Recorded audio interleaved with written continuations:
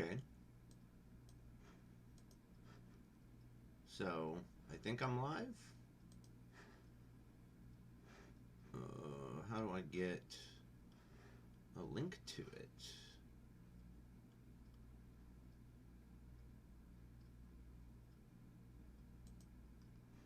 How do I change the resolution?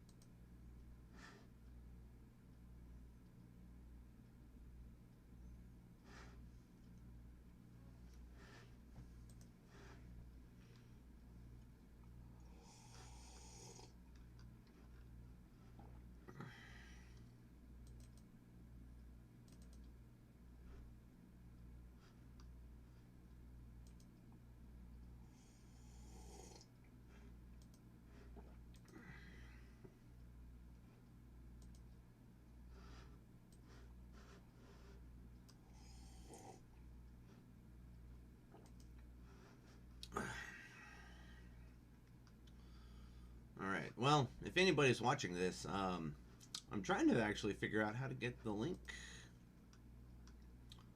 um, to the stream because I don't actually know how to do that from the dashboard. It's kind of weird that they don't provide you a link right on the YouTube dashboard to send out uh, your stream.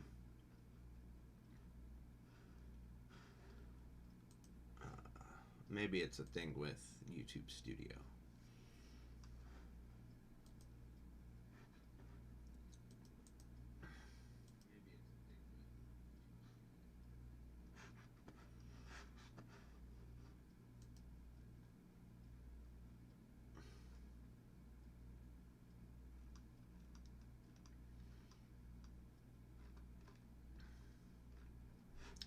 All right, so let's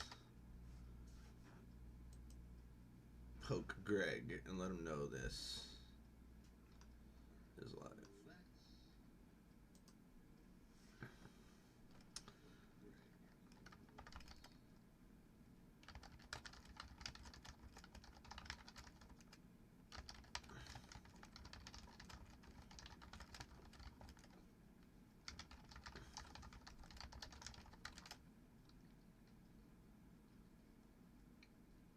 Man, my mic picks up everything.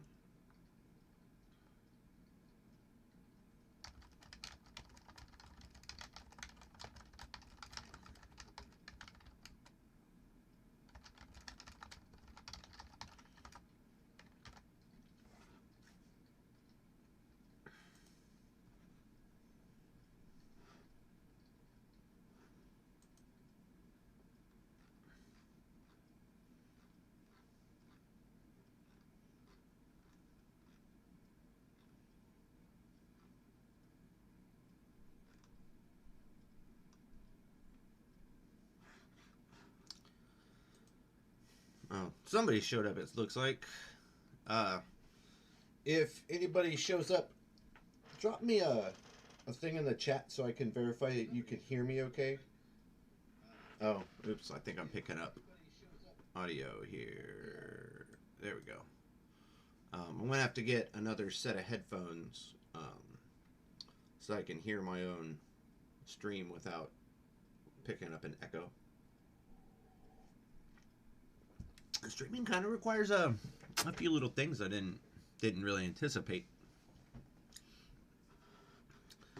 All right, well, don't know who my one viewer is. 2 viewers. Oh, I think I'm counting as 1. These streams should end up being archived for at least 12 hours. I think I'm probably going to leave the archive up as long as I can, and what I'll probably do is I'll convert the stream itself into a video and just upload them in case we cover anything spicy or whatnot. I know I only got like 5 views on my setup video where I kind of talked about what I'm going to do with this channel. This is mostly going to be like a kind of posterity data retention channel for the most part. I'll probably do some kind of commentary and whatnot. But it's mostly going to be so that as many of the tweets on the Threadnought as possible get stored in a new format. It should also help if anybody later on wants to make like documentaries and stuff about all this crazy drama. The YouTube and Twitch people won't have to sift through the tweets themselves or screenshots. They should just be able to come here and watch a video and get a good access to a lot of the tweets in a lot less time than it would take them to manually sift through the posts themselves. Oh, looks like Greg retweeted. Let me change something here. I don't know if this will happen while I'm...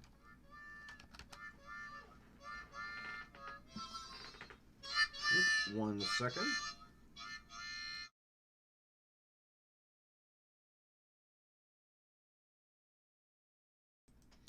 We got a crazy storm here, but I'm still technically on call for work. All my clients canceled their stuff for today, so I may have to stop occasionally and take a call. But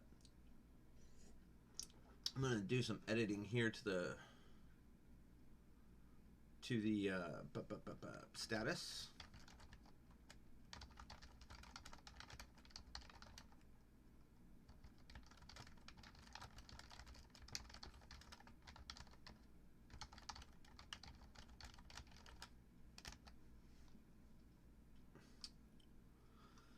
I don't know how to update this info in the middle of the stream. We'll see what happens, I guess.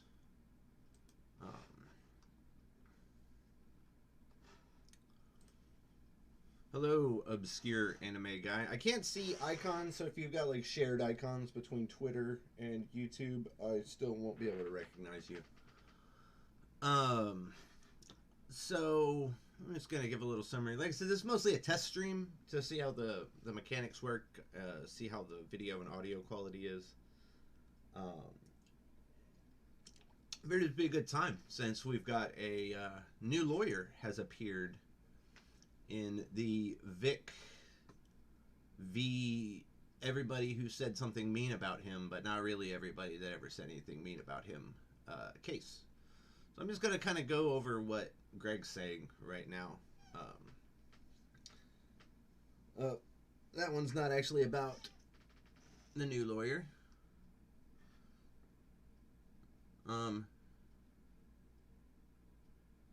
Yeah, that's probably hyperbole. I doubt anybody's going to investigate a tweet at a judge, although if the judge found out about it, he probably wouldn't be super happy.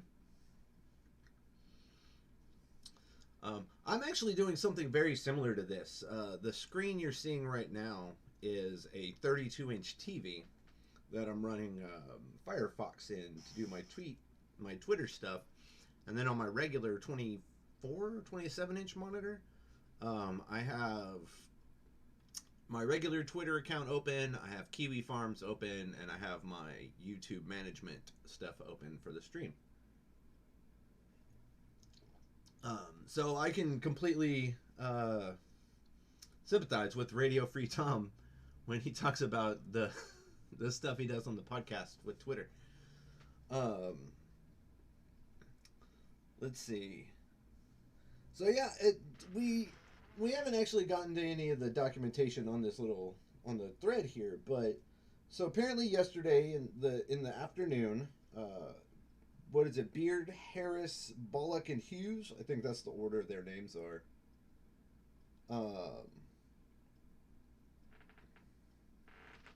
Okay, thank you for telling me that my mic is not loud enough. How's that mic level now? Yesterday, 2 days ago, when I was setting up the stream for YouTube, or the videos for YouTube, I accidentally had my mic as an input twice in OBS, so I was getting this crazy echo, and I was screwed around with my audio settings for hours trying to figure out where this echo was coming from, and then I figured out I had 2 inputs. So the audio settings are still a little wonky because I haven't reverted them to default yet. Anyway, so there's a new lawyer on the scene, new law firm involved in the case and everything, and for some reason Blackface Lawyer did not feel the need to comment on it on his show last night, which to me speaks to the confidence they have that this is a good move for the case. Probably, I don't know, it'll probably be an hour before I get there, but I want to go through what the farms are saying on their legal thread, which is kind of the Kiwi Farms version of the Threadnought. Because there's a Weeb Wars thread on the farms, but that's mostly just trolls and people kind of just yelling about what they want to yell about, but they actually have a thread specifically to address like the legal issues going on around the case. So anytime you see me talk about Kiwi Farms, I'm going to be pretty much speaking about that thread. Because that thread, I think, shows the best overall example of how that little community there is handling all this various news. Because it's kind of fascinating. I think the farms is kind of an interesting, if terrible, place. I don't recommend anybody ever go there. I used to spend a bit of time there myself back when I was a DSP detractor pretty regularly. For anybody who doesn't know who DSP is, it's Darkside Phil. Look him up. He's a real exciting guy. Anyway, we've got a new Threadnought header, I guess. And I really wonder how many of the people involved in the Threadnought are Magic players, because I know I found about half a dozen of us. And I'm betting there's a pretty fair amount.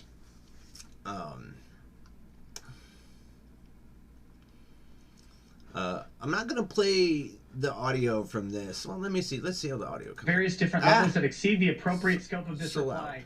That's a dickish line. Plaintiff is rather more akin to Harvey Weinstein and Jeffrey Epstein. This is overplaying his hand. I mean, that is flatly prejudicial to the... So, it's interesting to note that Blackface Lawyer here has never litigated anything as far as we can tell. Definitely has never litigated a defamation case or anything like that. So, speaking from a position of authority there. I don't know what that is all about. We'll have to look into that later. Like I said, this is mostly a test to make sure everything works. How's the video quality? It looks kind of crappy on mine, but I don't know if that's because it's like double viewing it or whatever.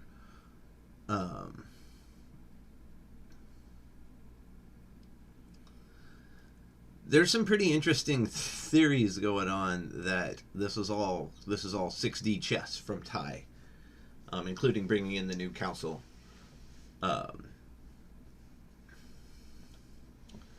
I guess Greg. I didn't notice that Greg was tweeting about random stuff before the new information about the lawyer came out today. Okay, yeah, the video's blurry. Okay, so you guys are seeing what I'm seeing. I don't know if that's an OBS thing or a YouTube thing as far as the blurriness goes. I've got it set to try for... Oh, I know what it was. I was getting a weird notification from YouTube that the resolution didn't match the resolution on my monitor. I don't know. But okay, so I'm going to have to try and get a higher resolution onto the video. Oh, other Greg. I actually have accidentally tagged other Greg kind of once or twice there. Here we go. Let's go ahead and... Oh, this is Firefox. And Firefox hates me. So let's see. They brought in a new lawyer. Let's see what this says. We're going to let that load. So, yep. 5/12 yesterday. Blackface lawyer didn't see. Really, 480p. I don't think I have any kind of restrictions. Normal latency. Let me see. Advanced settings. Should be able to go above 480p.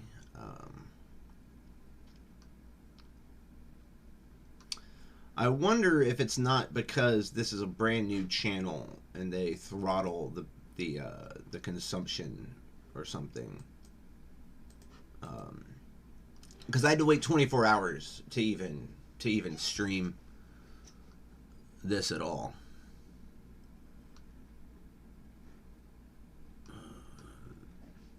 Honestly, YouTube's dashboard for all this is really terrible for a company that, you know, deals with videos all the time. So yeah, Blackface lawyer didn't feel like mentioning it.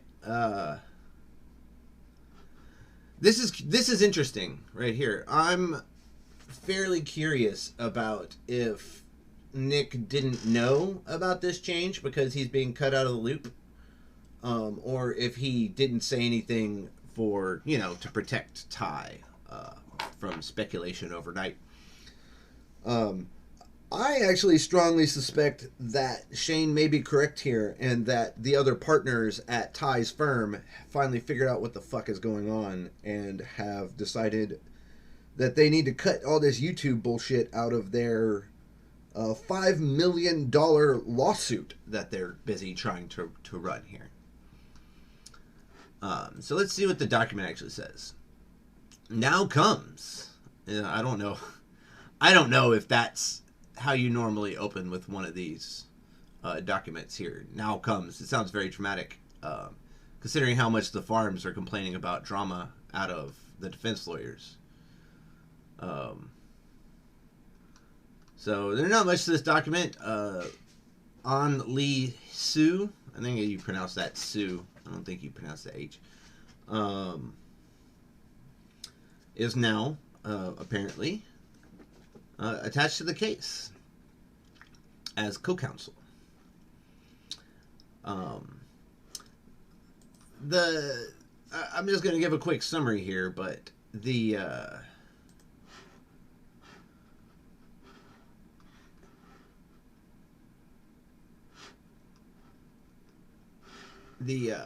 sorry, I was reading the chat there. What was I saying? Oh, the farms, and I assume Stanvik on Twitter. I don't really see a lot of what they say, but the farms definitely seem to be spinning this as Ty has brought in extra counsel because this is a sign that the second wave of lawsuits is about to kick off. Now, I'm not a lawyer, obviously. Been pretty clear about that, and I'd love to see if any lawyers know about this, but can you just add completely unrelated elements to the suit in the middle of the TCPA hearings? Like, they're talking that Ty brought this on Sue guy in to lead the lead a contract lawsuit against Funimation for violating Vic's contract. Just an aside on that, back in February, March, when he first retained Ty, I literally said that I figured he wasn't going to sue for defamation, but that he would have retained Beard, Harris, Bullock, and Hughes to handle a contract dispute between himself and Funimation, because that seemed like the most legally plausible avenue for legal action for Vic. We know he had a independent contractor contract with Funimation. We know they terminated that contract at the end of an investigation. And this is Texas, so it's an at-will state. So generally, as far as I understand it, if they don't tell you exactly why you were fired, it's really hard to sue for wrongful termination, unless your contract says that they have to terminate you for cause or something like that. And I don't believe that Vix would have said that.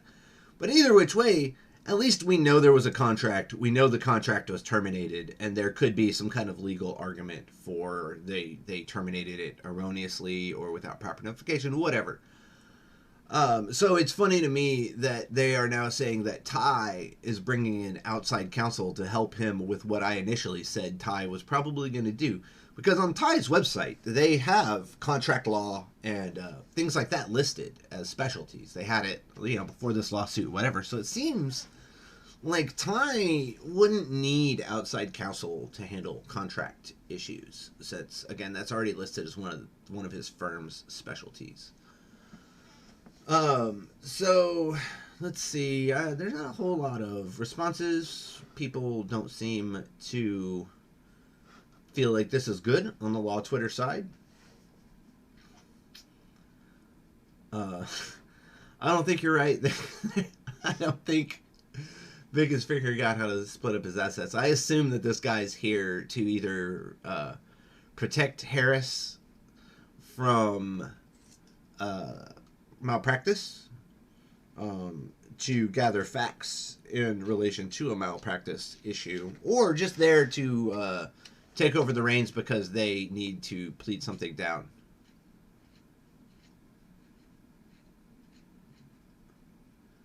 Yeah, Paul.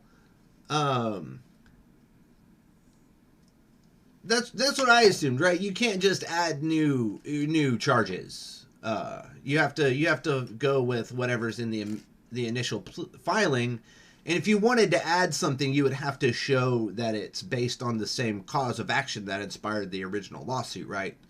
So if he showed that, say, Jamie's tweets or Monica's tweets or something like that caused the Funimation to wrongfully terminate his lawsuit, and some of that had come up in discovery, my guess would be that you could petition to have it added to the suit, but it wouldn't automatically be guaranteed.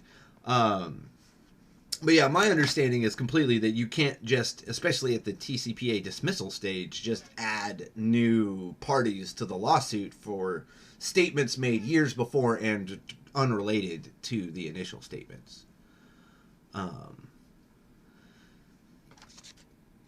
Yeah, it doesn't seem that complicated, unless you are using wishful thinking and, logical biases to justify why your hotshot lawyer in a $5 million lawsuit suddenly needs co-counsel after he completely wrecks his own case. Just an aside, something I've been poking around on Twitter here and there. But so Ty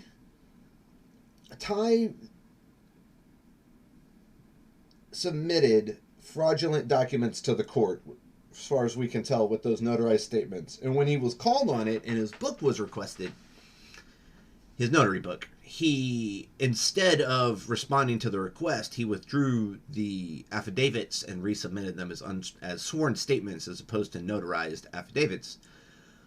I don't see anything in any of the documentation for notary rules that if somebody requests your book in relation to a document and you withdraw that document, you no longer have to fulfill your the request for your notary book.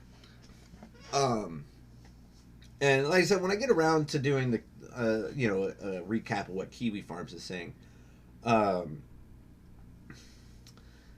it's crazy to me that there's a huge number of people in the legal thread they have, and some of these people seem like they have a fairly decent grasp of the law, but they really seem to think that because Ty withdrew those affidavits and resubmitted them as unsworn statements, that the false notarization of the affidavits is no longer moot. And I don't think that's the case at all. I'd have to look up some case law, but I'm pretty sure that submitting fraudulent documents to the court is still submitting fraudulent documents to the court, whether or not you withdraw them. The fact that his amendment that withdrew them violated Rule 63 of the Texas Rules of Civil Procedure probably will not help him in that. This is my favorite possibility. Is that Vic has found out about all of this and suddenly is very upset with Ty because, and this was in my video or my picture thread, but somebody, hold on, I am getting a call. I'm going to have to pause the audio here for one moment.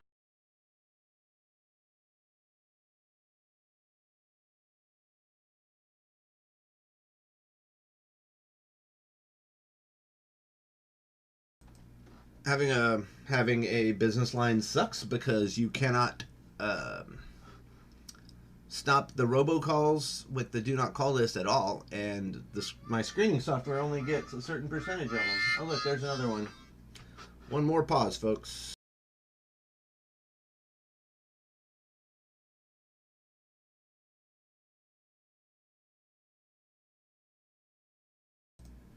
Oh, you know why the resolution might be bad? Because we are having a real bad storm today, and I think my upload speed is fairly low. OBS seems fine. I'm getting no drop frames. Everything's running super smooth in OBS. Anyway, what was I saying? So, yeah, they seem to really think that if he just withdraws the affidavits, that wow, it's fine because nobody was damaged, except the law that I've read, and I'll have to pull up some screenshots here, but the law I've read on the whole fraud upon the court thing is that the court themselves are the damaged parties, and the way it's worded is that a notary falsely notarizing a document is treated as though an attack upon the validity of the entire judicial system. Because a lot of the judicial system runs on trust, and it's impossible to completely verify a lot of things. So things like notary stamps and sworn statements and things like that. Even trying to present something like that is, as far as I understand, considered a fraud upon the court and is sanctioned as such. It also seems though like the sanctions are generally, in terms of what it does to the case itself, it's mostly just you strike the offending materials from the case, and then that leaves the offending lawyer later open for judicial sanctions that are unrelated to sanctions related directly to the case. Yes, Paul, exactly. They're completely ignoring the fact that the farms, like I said, I'll get into this in a little bit. Well, fuck it. The Twitter stuff's still kind of progressing, and I don't want to try to live stream a live tweet. It's going to be super confusing. I'm just going to be reloading all the time. So I know that Mike at Quest Authority over there is talking about it right now. I'm sure Greg is actively talking about it. Like I said, on these streams, I don't want to try to keep up with. Let's go back. I think 68 is the start of. Nope. So we're gonna go to 70. So 70 is yesterday evening, page 370, yesterday evening.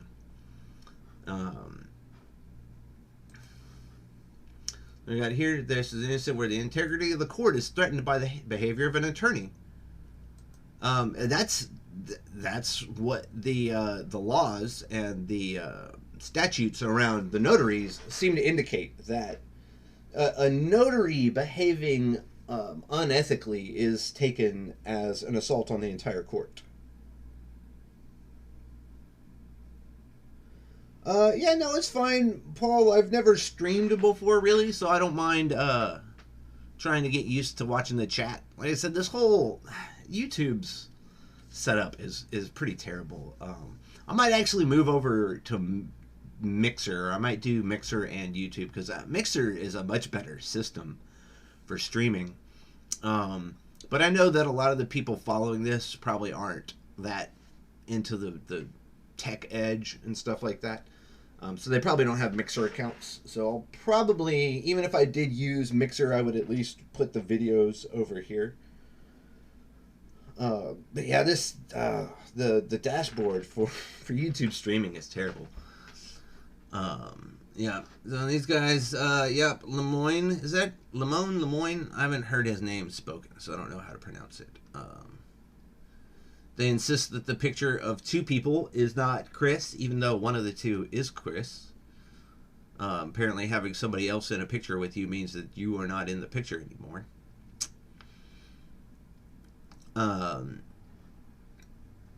See, this is probably true from what I would guess. Like, I wouldn't think that the people involved in the affidavits would really suffer any kind of consequences for the false notarization. Maybe they will. If anybody knows anything about false notarization things, I'd love to hear about it. But I don't think that they would be liable for too much there, because Ty's the agent of the court. He's the one that signed documents saying that he understands how notaries work and that there's legal consequences for violating his oath of office as a notary.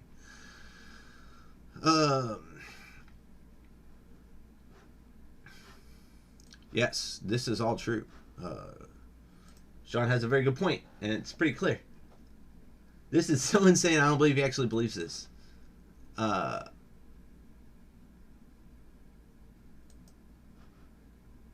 I mean, you can believe that. If that's true, I don't know why Ty wouldn't have immediately just turned over his book to make the entire defense team look like shit, because it would make them look like shit if he just turned over the book. I'm also curious about if the judge is going to request Ty's notary book, because I feel like he might be curious about the whole thing. It'd be real interesting if Ty just brought the book.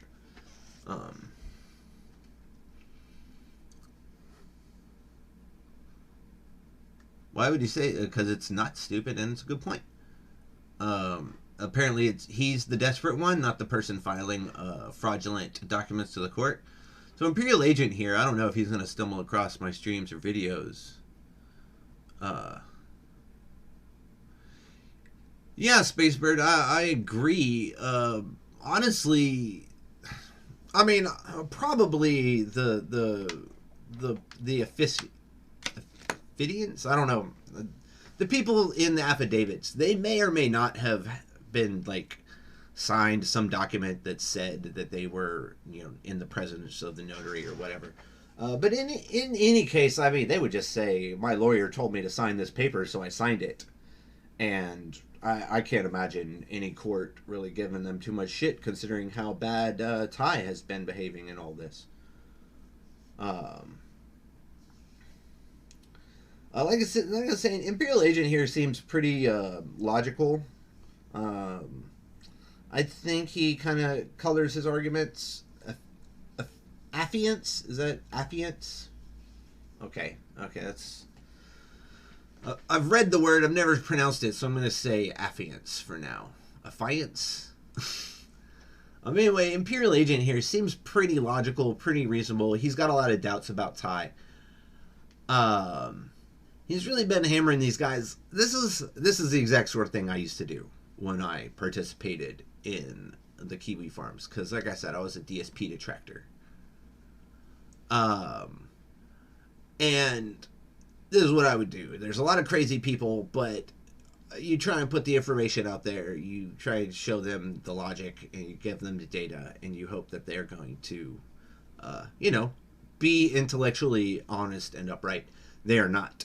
I spent about a year interacting with Kiwi Farms in the less offensive threads. The DSP thread is really nowhere near the kind of crazy like hate that happens on these smaller threads.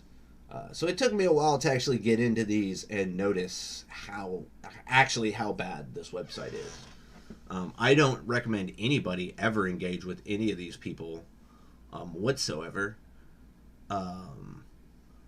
Maybe I'm a little hypocritical for putting them on a stream, but I think the historical significance of kind of watching a website that's involved itself pretty extensively into a lawsuit has some value. Maybe I should figure out how to like blur their names, like put a blurry stripe over here on the side or something. But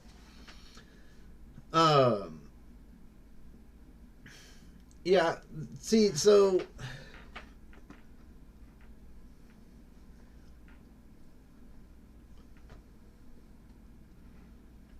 this is very true.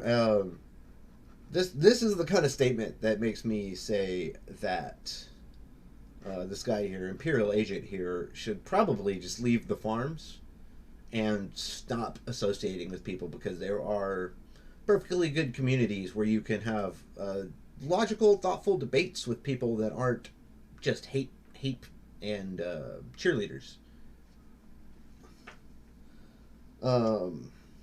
Yes, this is a fair point. If it was the plan, why would you backtrack and fix it? I don't know if that's being sarcastic, but yeah.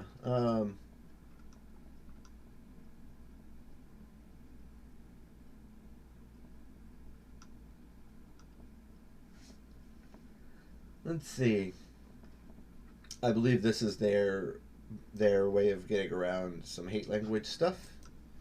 We're not going to talk about what that word is supposed to be, but that is a slur, I believe. So, not approved or condoned by my historical record keeping here.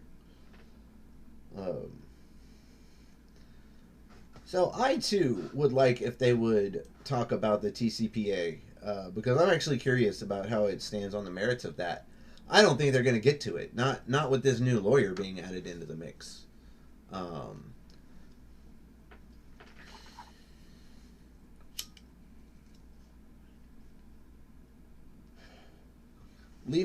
I do not think that just because it has no significant material impact on the case that they're just going to ignore it and move on. I don't have a lot of experience with judges, but I can't imagine judges like it when somebody tries to lie to them. And the fact that Ty's notary book was requested before he tried to withdraw them really kills his potential argument that, we knew they were wrong, they accidentally got sent. I mean, you should never have created those notary documents in the first place. And the fact that they were sent and then 2 days after your notary book was requested, they were withdrawn. You've got no ignorance defense left. You've really got nothing. Still wondering when he's going to turn over his book. Let's see. Got a little timeline here.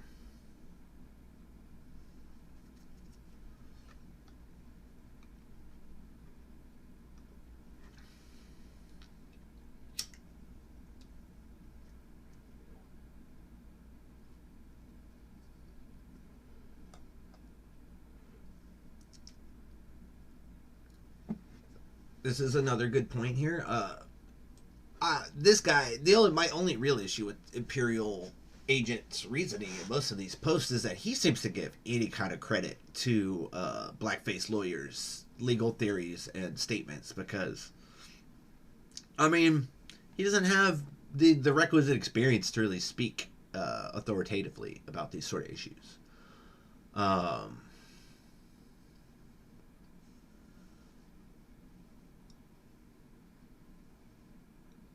Let's see. Somebody sent me a message. This is a little summary here of what's been going on as far as the thread and the notary stuff.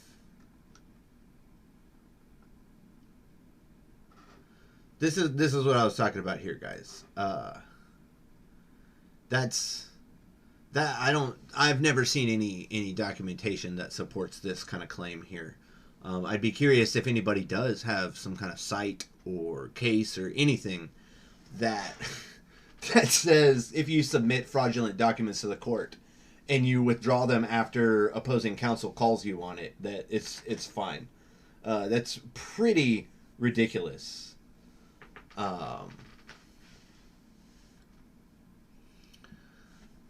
This is actually this is a good post that kind of represents the whole Kiwi Farm thing, in my opinion.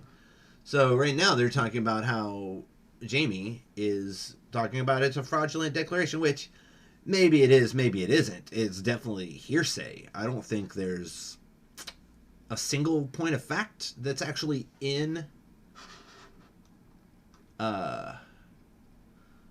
Huber's affidavit. The only thing I can think of is, like, he can testify conclusively that 3 or 4 voice actors at different times said disparaging things about Vic, but you know, that's it for his whole thing, and that's not even part of the case.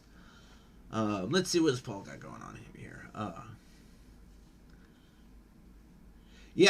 No, that's exactly right, Paul. I was actually recording this. My other Twitter handle is Jarlant, by the way. So y'all might have seen my thread where I was posting screenshots from the farms, kind of tracking their progression of how they felt about Ty, as the fallout was happening a couple days ago. And yeah, Blackface Lawyer goes on stream and gives them a bunch of just really bad excuses, but it's just enough for them to headcanon their own reality around the bare bones story that Nick gave them. But you know, that's going to hit a brick wall once shit starts happening, and once consequences for Ty's incompetence really start to play out. I was honestly expecting to see more of them doubtful because of the added counsel, but so far today I haven't really seen that. They seem pretty confident that this new lawyer is there for the second round of lawsuits, which it's crazy. They have been talking about the second round of lawsuits ever since Ty was hired. Yeah, Spacebird, there's a lot of confirmation bias. I would say probably about a third of the people on the farms also don't argue in good faith, even with their own kind. Like, a lot of them there are just there to shit on everything all the time. So they'll take a pro-Vic position when it looks like Vic's doing good, because that gives them a better position to shit on the defense. If the plaintiffs falter, they'll just switch sides and shit on the plaintiffs just as happily, because Kiwi Farms exists just to shit on people that they feel like are making fools of themselves in public. You guys probably aren't that familiar with the farms, but one of their rules, and they actually talk about it in this thread. We might see a post or two about it. I don't know if it's before or after this. But one of the Kiwi Farms users was actually temporarily banned from the site for participating in the Twitter discussion directly in a way that could lead back to the farms. Because they have a saying, don't touch the poo. In theory, people from Kiwi Farms are not supposed to actually involve themselves in the drama. It's a very, very strange, because, I mean, they definitely make sock puppets and go on Twitter, and you know, they're a good chunk of the Stanvik mob, I'm pretty sure.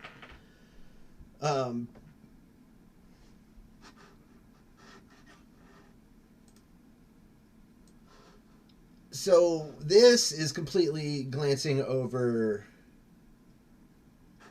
This is completely glancing over the Rule 63 violation, which says that he can't amend a filing within 7 days of the trial without leave from the judge. Oh, Paul, you got auto-screened for talking about how terrible they are. Yeah, it's real bad.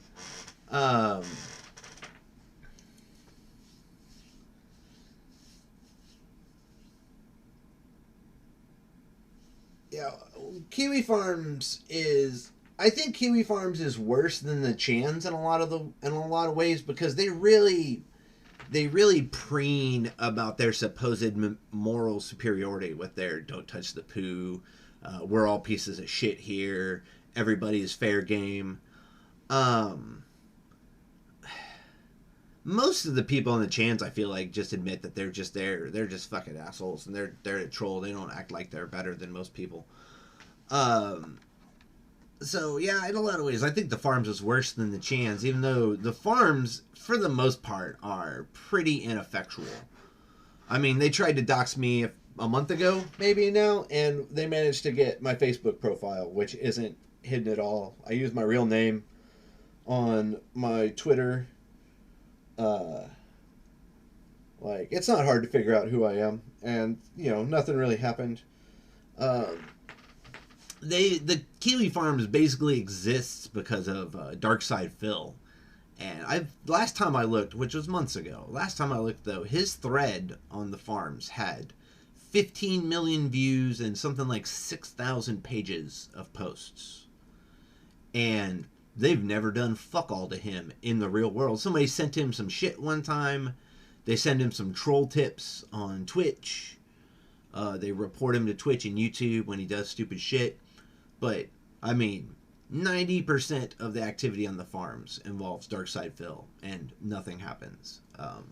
So for the most part, they're neutered. The real danger of the threat of the Farms, I believe, is when dangerous actors use them as a resource.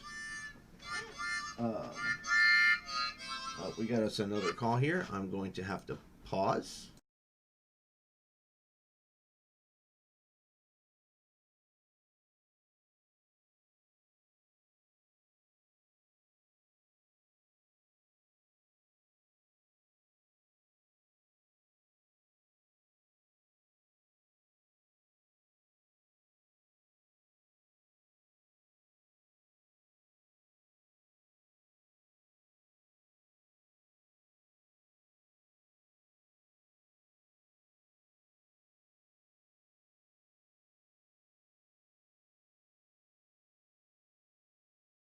All right, back again. Somebody that was talking about having their computer fixed realized their computer's 10 years old and they should probably buy a new one. Which I heartily agree with. Just as a kind of professional aside here, if your computer is more than 7 years old, you should probably buy a new one or just start replacing pieces en masse. And yes, Spacebird, I agree. They basically fit, most of them basically fit all the criteria for a cult. The fact that the Rissenbull Rangers called Vic the Führer is real telling. Another interesting thing about the Kiwi Farms thread is that the Kiwi Farms have been calling Sean Lemoyne, whatever, they've been calling him the Führer now. And I think that's a specific disinformation op to try and change the narrative from the fact that Vic allowed himself to be called the Führer by his fan club for years. And as far as I know, it's like he never played a Führer character, as far as I know. I think it's just a reference to a character he didn't even play in Full Metal Alchemist, I think, unless I missed something. Yeah, his mom supposedly started it. I don't know the timeline on that, but yeah, the word is that his mom is the one that started the Führer thing, which from everything I've seen, his mom's a real piece of work, and it's kind of not surprising that Vic has turned out to be what he is. From all of the stuff I've seen that she's written on the internet. So yeah, let's see. Oh, this guy found us the calendar of events for tomorrow. 9:30, we've got Not Our Case. That must be something they really expect to knock out quick. Cause they're only setting aside 30 minutes for that before Ty and Jim show up.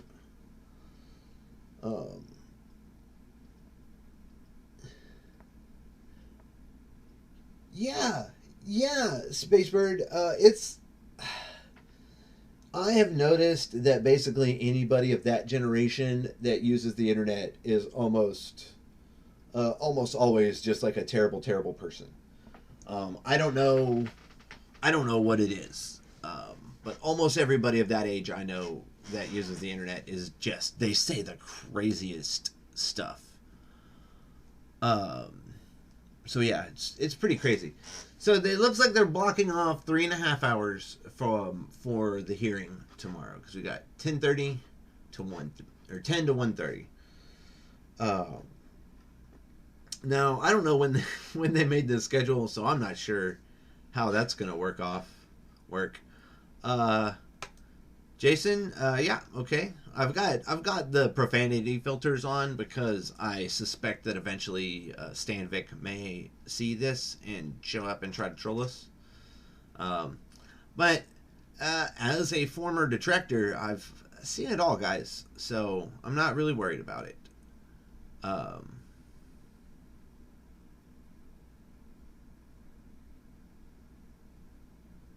Okay, yeah.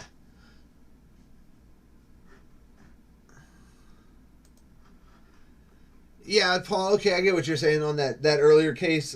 So it's multiple defendants in a case trying to split it up, and it's basically all done. Just the judge just needs to say yay or nay. Man, it's still 30 minutes. I guess courts have to operate on pretty tight timelines, so they get used to just popping through those if they can.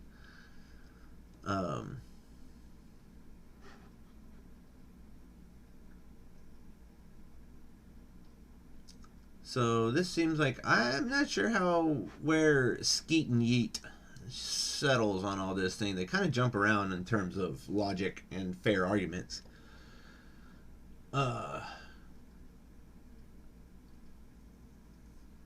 This is what I'm talking about. This is a case of just trying to come up with any kind of crazy excuse you can. They are just theory crafting reasons that Ty didn't break the law.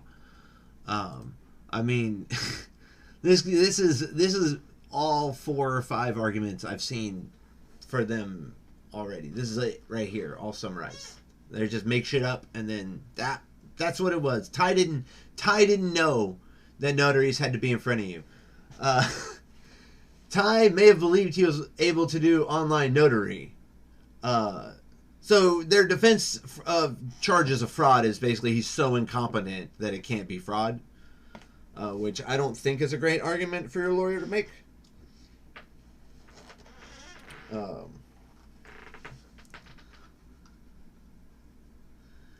No clue. This is a site here to where Nick basically says that there's no online notary thing going on.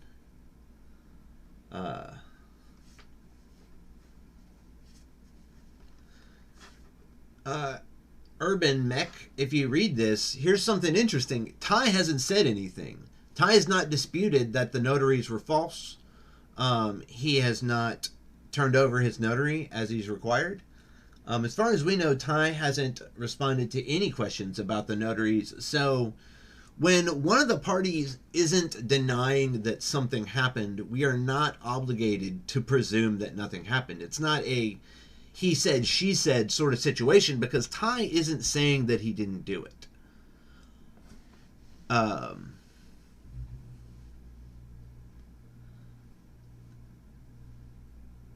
Yeah. Uh,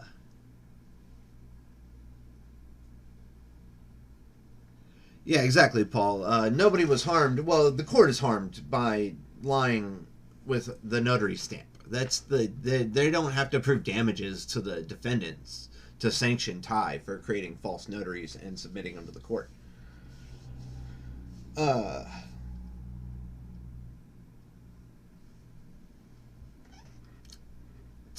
Techno-primitivist, from what I understand, is mostly in agreement with us. He doesn't think they have a good case, and he thinks Ty is fucking it up. This is a pretty good. How long has this guy been around? So this is probably a Threadnoughter. This is probably one of us, would be my guess, because this is solid. Yeah, you know, like, what do you say about that? Ty hasn't responded, so I don't know how you're gonna get around that.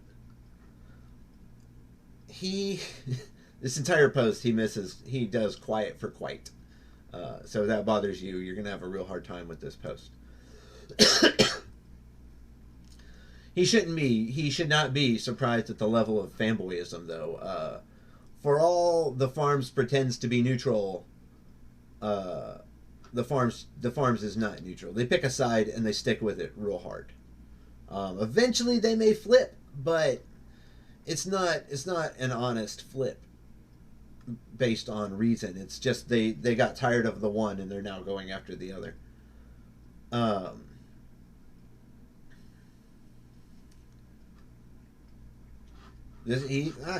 should have read this. He's covering it all. These are all the people that can be damaged by a false notary. This is everybody who can be listed, and it's basically everybody. Yeah, okay, Spacebird. Yeah, I'm gonna try and do them as my schedule and stress levels permit. I've had a couple freakouts because, you know, there's a lot of stuff. Got a lot of stress in my regular life, and then too much engagement with these Stanvik guys can, man, it can really get you riled up there. Not exactly angry, but it puts you on edge just dealing with them all the time, especially if you directly engage them and you don't just kind of mock them. I should probably stop directly engaging them so much now that Greg is there to pull aggro for me. What I was doing for a long time is what Greg's doing now. Is, you know, you try to pull their attention off of the people that are really getting it. When I started, it was mainly because they were coming after Mars Girl, and you know, she'd already gone through all this crazy shit with Change the Channel last year, and she had to go fight another horde of online trolls 6 months, 5 months after that kind of died down. Yeah, I don't recommend trying to run interference on these guys. They are relentless. If you are going to do it, it helps to have backup. So I'm ultimately real glad that Law Twitter came, because it was tough when it was just, you know, a dozen people really dealing with it, and then just any random people that showed up trying to support the victims a lot of times would just be harassed out immediately.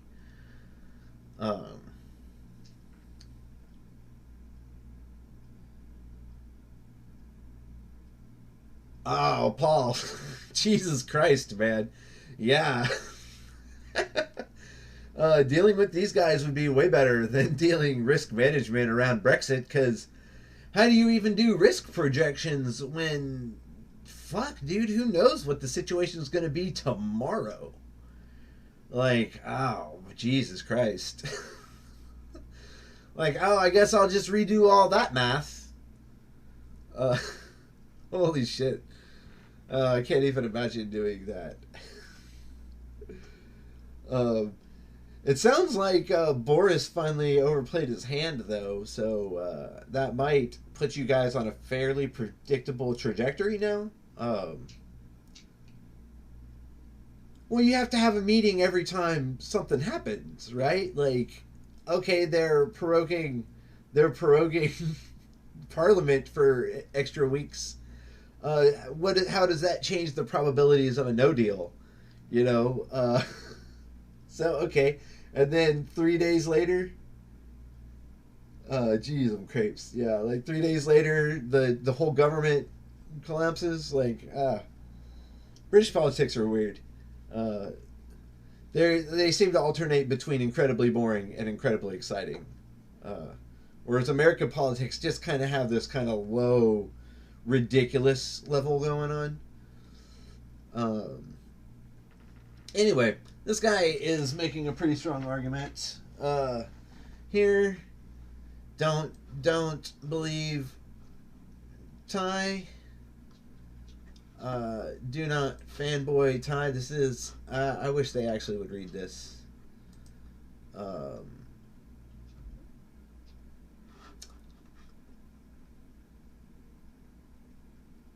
I actually used to.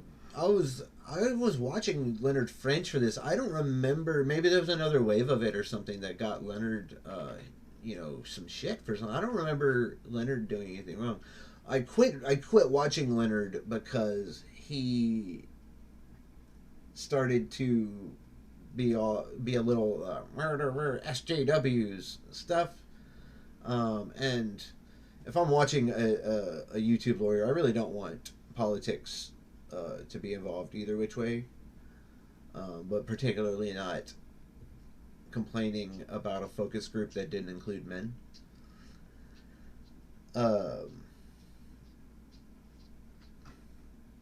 Yeah, I completely agree with this. We're getting a little bit of hate on Nick. I suspect there's a good little contingent. I suspect there's a good little contingent on here that know that Nick is just a grifter, and they're ready for him. I mean, this is the only person I've actually seen calling him out for his grift, but I suspect that a good chunk of the farms knows this about Nick, and as soon as he fucks up, they're gonna eat him alive, because they ain't got no loyalty if they think it's gonna be funny to ruin your life. And Nick's life actually revolves around this shit. So it's like Tug. Tug got doxxed by his wife, and then he confirmed it, and then he went crazy, and they've completely abandoned Tug.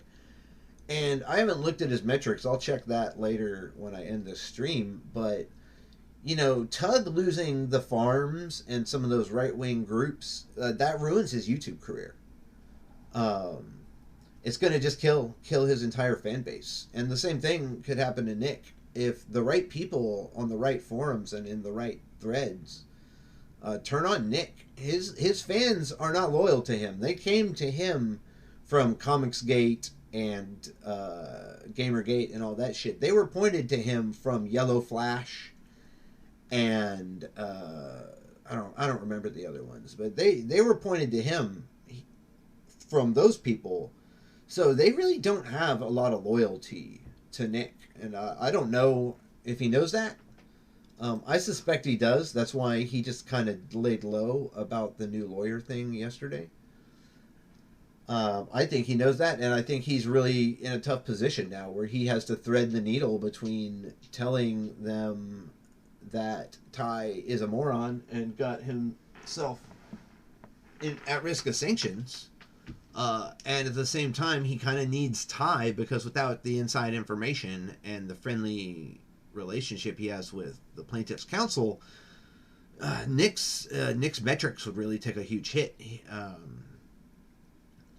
So Nick has put himself in a bad spot now that Ty is fucked up, because he can't throw Ty under the bus. And if Ty ends up really, everybody turns on Ty, they're going to turn on Nick if he doesn't throw him under the bus. So it's pretty interesting, I think. Yeah, they all talked about it. They would have made their own motion. Why would they make their own motion? Sean's motion was good.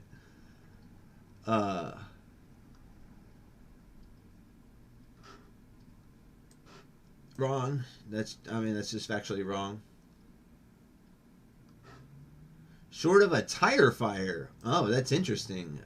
Is that why that motion to dismiss Funimation's evidence got overruled real fast.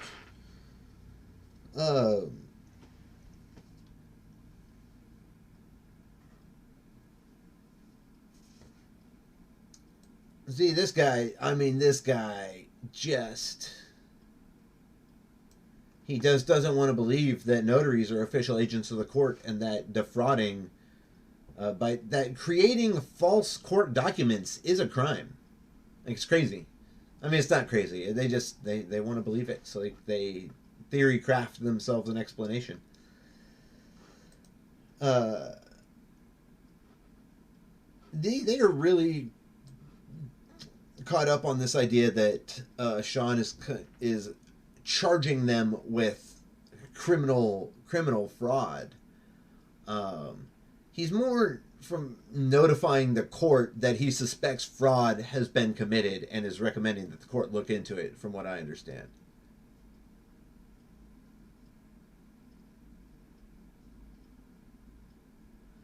Yeah, Paul, that's... have you seen the metrics for Blackface Lawyer's channel? He was completely flat for years. Completely flat for years. Until late in December, when he started picking up this Vic story. And his subscribers and his view count have, they've gone up in an order of magnitude. Maybe 2 orders of magnitude. And yeah, this case is his entire YouTube career. And he's going to have to try to transition to a new thing. I don't know that he'll be able to do it. I doubt he'll find anything that's going to help him the way this has. He's not going to find another lawyer willing to come on his streams and talk about the $5 million lawsuit they're filing, which I just want to say that's crazy to me. If Vic knew that his lawyer was going on streams and drinking whiskey and talking about the case, that's insane to me that you would let your lawyer do that. And if Vic didn't know he was doing that, isn't that malpractice? That sounds like something you would need permission from your client to go do.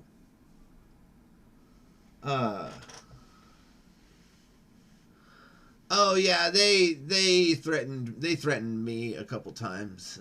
They threatened Mars Girl for a long time. They were, she was the one they were threatening with lawsuits first. They really insisted that creating the KickVic hashtag is defamation. And I would actually kind of like to see that go to court. I would never want Kaylin to be sued. I just want that to be clear. I would never, ever, ever, ever want her to be sued over some bullshit like this. Because she has enough shit going on. She doesn't need that. But I would like to see how a court handles somebody trying to say that a KickVic hashtag is defamation. I feel like a judge would feel that is like just stupid and petty, and why are you filing a goddamn lawsuit about this?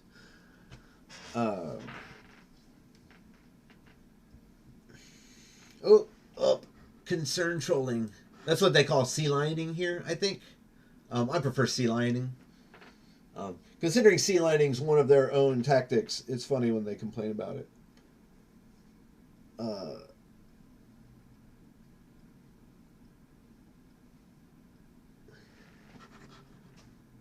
Mistakes in pretrial don't end things. I'm not a lawyer, but I am pretty sure that is wrong. Yeah, summary. Yeah, this is, bro, most cases don't go to trial. I was reading something that's like 90-something% of cases filed don't go to trial. So I'm pretty sure that's completely wrong. This is also technically right. I don't think that this first part here is actually how the judiciary views their role as far as I understand.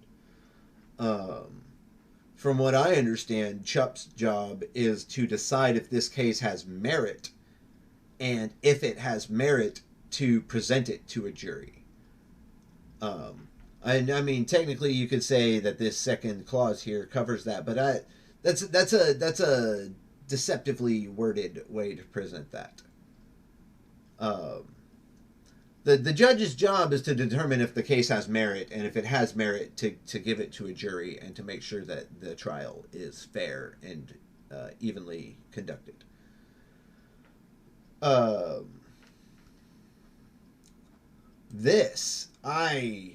I don't think there's anything in any U.S. case law or legal ethics that implies that the judge's job is to correct mistakes, not punish mistakes.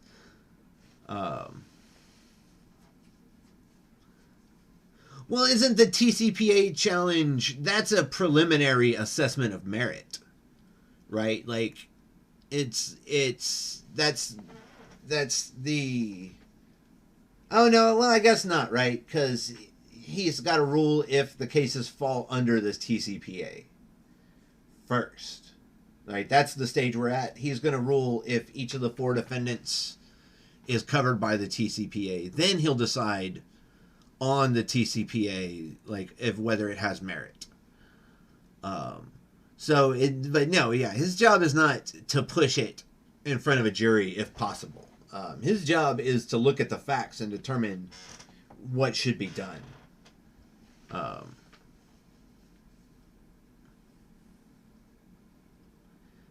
Yeah, that's one of the things. If Vic was defending himself, or not defending himself, if Vic was representing himself, which I feel like they would have probably dismissed the case because he's unqualified, but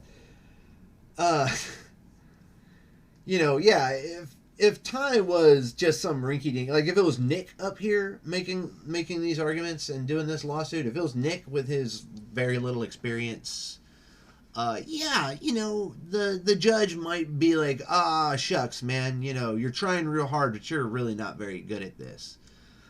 No, Ty is a partner at a reasonably sized law firm, who, let's remember, one of his partners is a prominent state senator in Texas. His partner actually drafted some of the new legislation that went into effect. I think he was a co-sponsor on some of the TCPA changes, actually, from what I hear. I'd have to read up on that. But yeah, from what I understand, one of Ty's partners, Senator Hughes, Sean Hughes, I don't remember his first name. Senator Hughes, I tag his Twitter sometimes. From what I understand, he was a co-sponsor on the TCPA changes that went into effect this week. So, and then you couple that with their sanctions before for willfully creating false subpoenas and issuing them out. Yeah, you don't get any benefit of the doubt unless the judge is pretty corrupt, which, I mean, it could be. I've never seen anything that would imply that Chup would be biased in any way. Even if he did have some kind of bias. It's hard to bias your way past this case, man.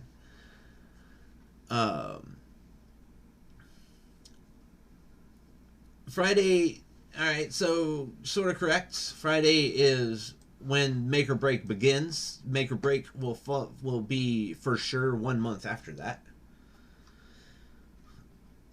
Yeah, probably won't decide for weeks unless Ty's. This is only true if Ty's case isn't as bad as we think it is. I could see the judge looking at this and just throwing the whole fucking thing right in his face. I don't know that it would take him weeks to decide whether or not this all has merit. Ty didn't make a lot of arguments at the end of the day. He did not make a lot of arguments. He didn't have a lot of citations that would need researching. So I don't know. I'm not sure that it's going to take very long.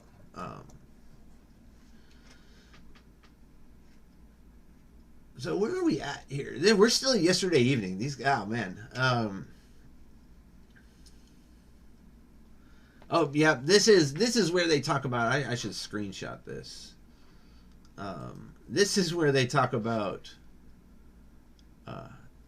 This this is where they talk about how this is going to destroy Funimation and get Toei to pull the Dragon Ball license, because that's not going to happen. Nobody gives a shit about your stupid audio logs. That's going to blow over in a couple of weeks, because guess what? None of the people you're talking about are going to keep talking about it, and it's the internet, and everybody will forget, and we'll just move on.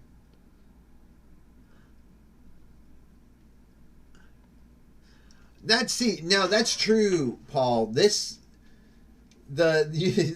very true that the judge may want to put thought into how he wants to shit on Ty for this debacle of a case. I hadn't really thought about that.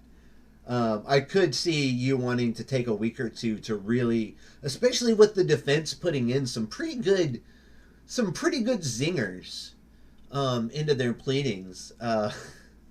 I could see you not wanting to be upstaged by the defense counsel's pleadings. When, yeah, this could make it into law schools. It's definitely going to make it to some water coolers. Especially if there's some high sanctions.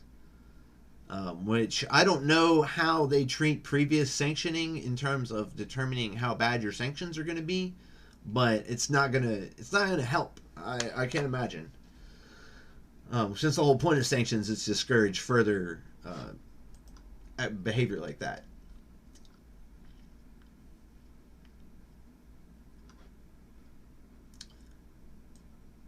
It'll either be Toei or Sony. Sony is Funimation.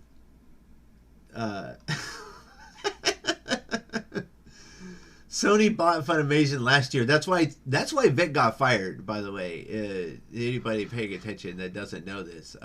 Vic got fired after Sony took over, because the VAs had complained about Vic to Funimation management before, and they never did anything about it because he was friends with them.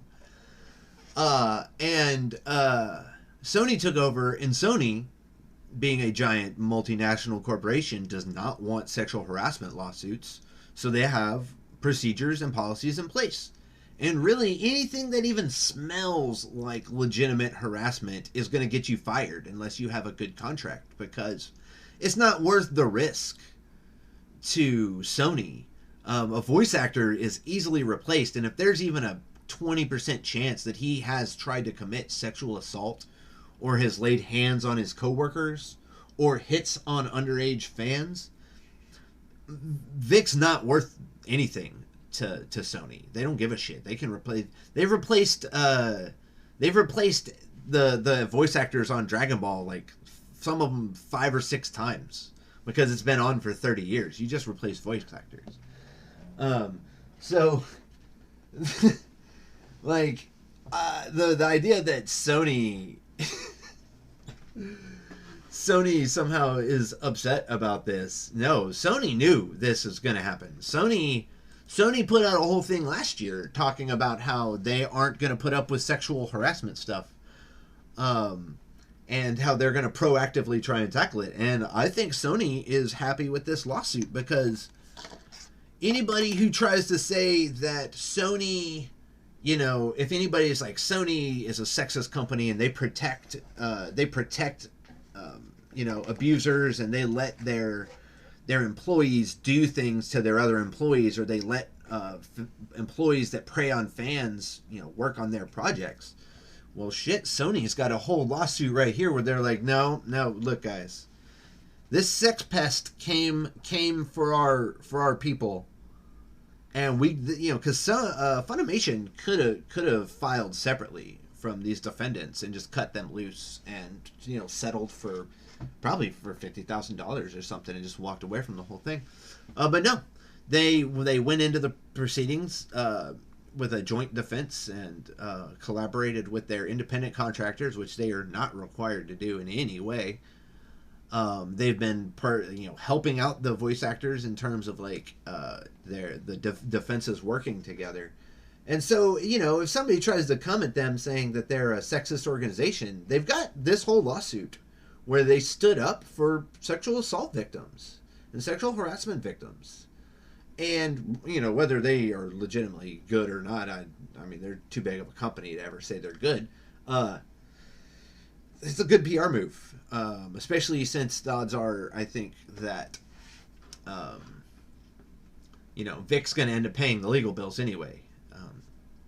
So I think in the long run, it's a strong PR move that really gives them, you know, like a foundation to say that, no, we're on the right side of all this stuff.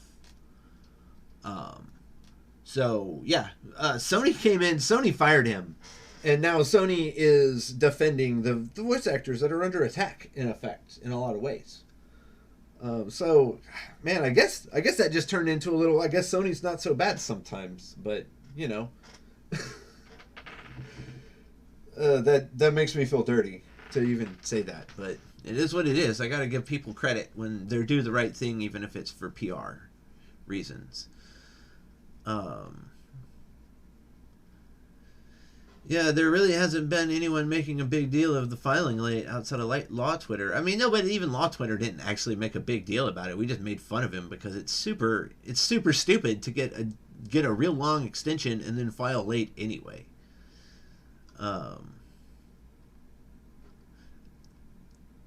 Technically this is true, but there could be a state bar that gets involved. There could be some kind of, there's like an ethics board or an ethics panel or something that can be involved in this.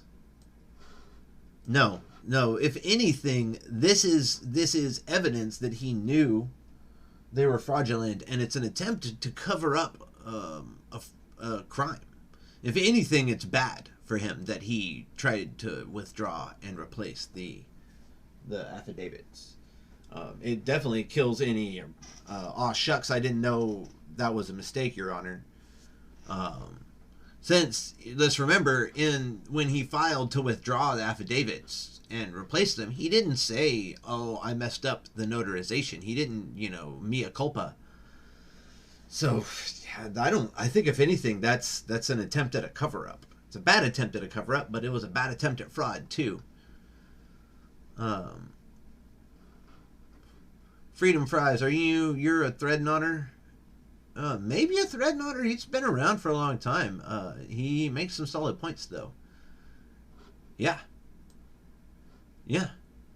You would definitely.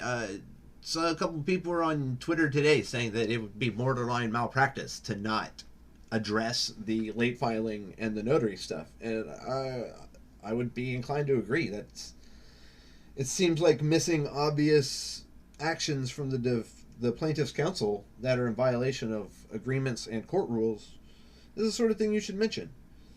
Maybe they were a little hyperbolic, but I don't think they were. Ty took a specific action that he knew was fraudulent to create documents, and then he presented those documents to the court. There's no accidental to any of that. He did it on purpose, and I think it's fraudulent. I don't think there's any gentler way to put it. That is very reductionist, and that is sort of true. What you're missing is that the notary is an officer of the state and an officer of the court, and so they are speaking for the state of Texas. They are speaking for the Texas judicial system.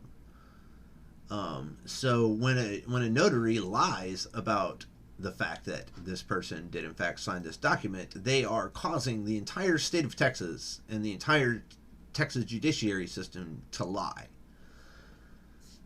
It's at least how I understand the way that the state views these sorts of things. So it's not about, it's really not about what's in the affidavits at all. None of that's relevant. The creation of the false notary stamp is the issue. They could have been on a blank sheet of paper and it wouldn't matter. I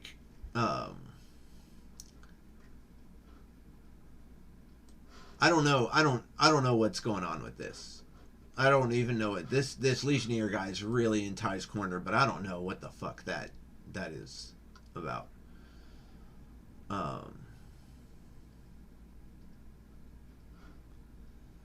This is once again them acting like they have ideals and morals on the farms. They do not have ideals and morals on the farms.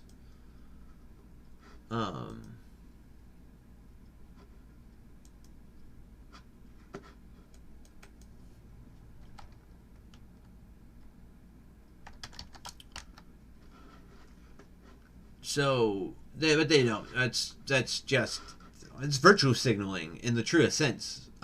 You know how projection works. The only people I've ever seen virtue signal are people like the farmers and Stanvik.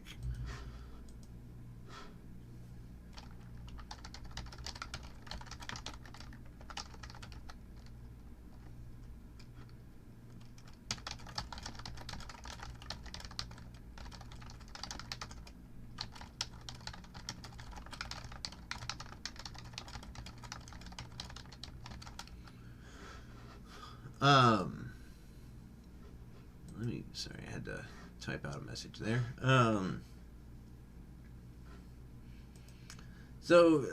Virtue signaling, not true. They are very often censored and/or dogpiled.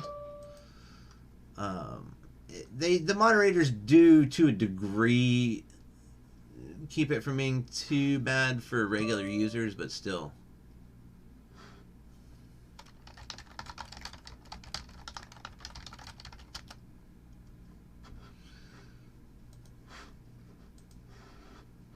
Alright, so getting some messages here.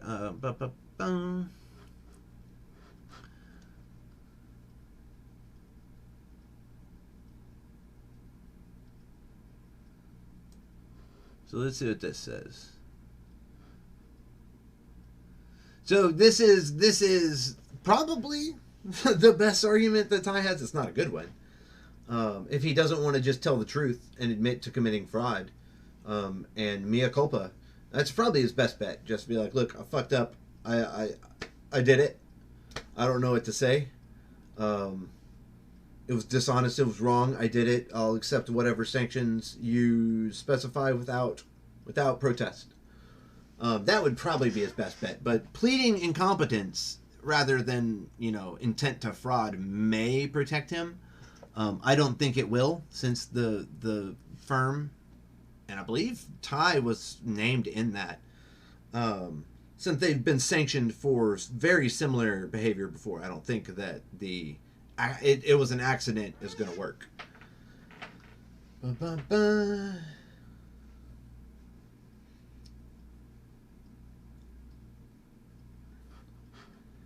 Okay, technically this is true. That's called colorful language, and it's a indirect reference to Rule 63 about how plaintiff's counsel is not supposed to amend filings within 7 days of the hearing without leave from the judge.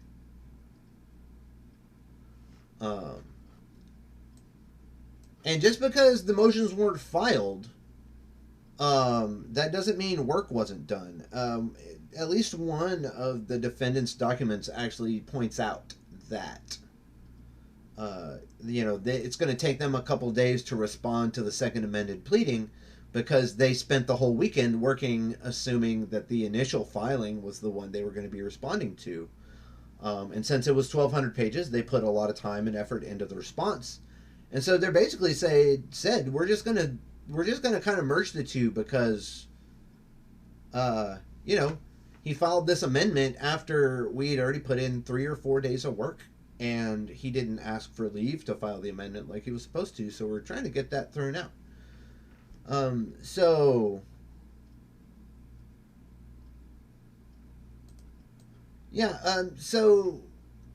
Urban Mech, just so you know, from my research, says that if a lawyer submits a fraudulent document to the court, the recommended penalty is to have those documents stricken from the record and denied in their attempts to be added into the case. Whether it would get the case thrown out,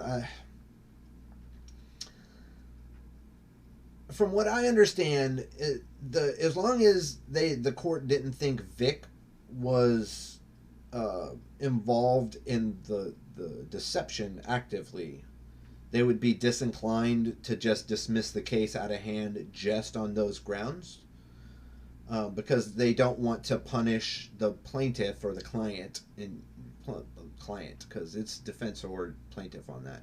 They don't want to punish the client if the client ended up with an incompetent or corrupt lawyer, from what I understand.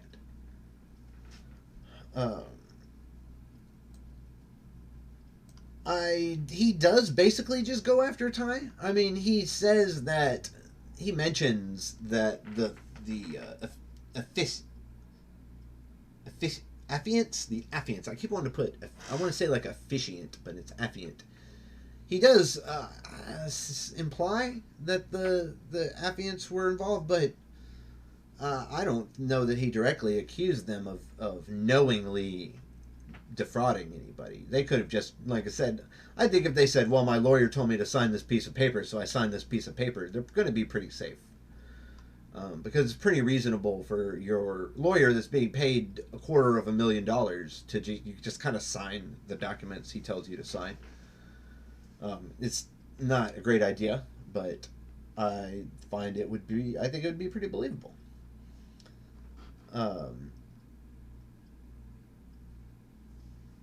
It's weak reasoning for something that was always already withdrawn. That withdrawing it, cake is just okay, does not undo the fraud. The fraud is with the creation of the documents themselves. A desperate act. It's an act that the defense is basically obligated to take if they don't want to be sued by their own clients later. If anything, it's good for Ty because that's just one less thing to deal with in appeals. Anyway, if they didn't bring it up now, when the case inevitably gets appealed, it would definitely be brought up in the appeal. So, if anything, it's probably better for Ty to get it out of the way now if, as you believe, there's nothing wrong with what Ty did.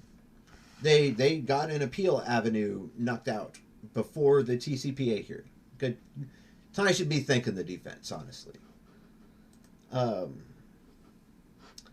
See, saying it was an error in form does not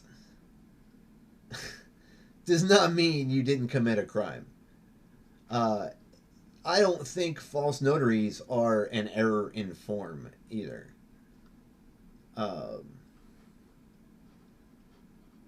Resubmitted. Yeah, that's true. This part here. There's nothing fraudulent about the document other than the fact that it was made fraudulent by the notarization.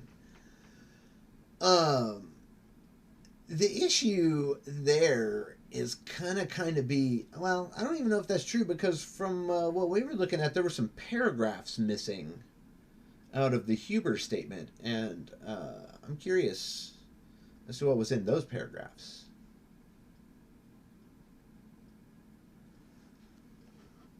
I don't think that was. I'm pretty sure that was a picture of Chris, but okay.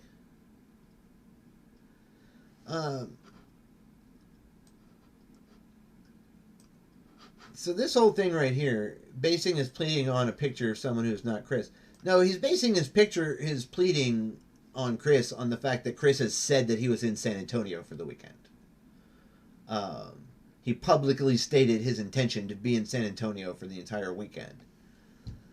But more importantly, Ty has still not denied the allegation that the notaries were false. So, once again, if somebody accuses you of doing something and you don't say that you didn't do it, people are not obligated to treat it as though you didn't do it, like to give you the benefit of the doubt if you won't even say that you didn't do it. Yes, complaining about bad behavior on the other side is a legitimate portion of defense attorney's work. Probably the biggest in a lot of cases. Especially when you're dealing with slap stuff. Like, literally, uh, that's one of the reasons that slap laws even exist. So, yeah. I don't know that I agree with this. The majority of the lawyers I seem to have run into online seem perfectly reasonable. It's only YouTube lawyers that really seem to be a problem. And even then, legal seems cool. But he, you notice he doesn't really engage directly with his fans, and he's very neutral about everything. I'm a big fan of his, actually. Um, Note that Ty did not complain about much more serious misconduct by the defendants. I don't know what they're talking about here, because the misconduct they always talk about is the defendants not turning over all of the requested discovery materials. But Ty most certainly did complain about that. He filed motions to compel them to turn it over, I'm pretty sure. So I'm not really sure what misconduct they think the defendants have made that Ty hasn't complained about. Oh, yeah. He mentions in a letter.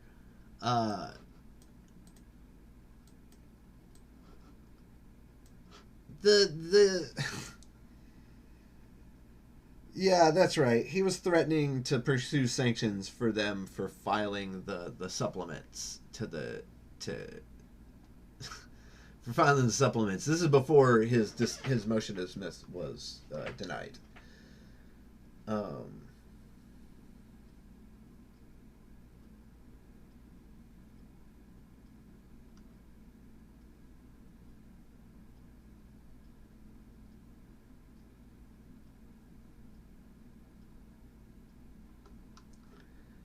this is wrong.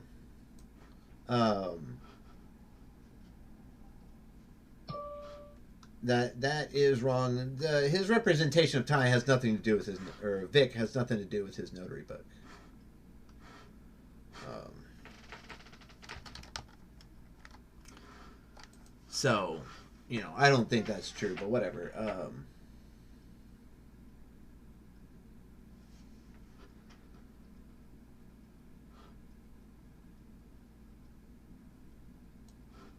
It's because Ty pretty clearly committed the crime of fraud upon the court. They keep looking up the like felony fraud statute and talking about how this doesn't meet that threshold, which it's not even Sean's obligation to show that it meets that threshold right now. He's literally just making the accusation, and it's for the court to determine whether to pursue and investigate those accusations. But he's not accusing them of felony fraud, from what I understand. He's accusing them of what's called fraud upon the court, which is just a kind of general thing about submitting false documents, lying on the stand when it's not, not quite perjury. So fraud on the court is a crime that has a very minimal punishment. Like I said, I think the punishment I saw for Texas was striking the offending material and possible sanctions against the lawyer. Nothing about jail time. I don't think it's even fines, technically. I think it sends you to a judicial sanctioning board or something. Maybe it's an appellate court. I think that's you get sent to whatever court issued that ruling ordering sanctions against them before.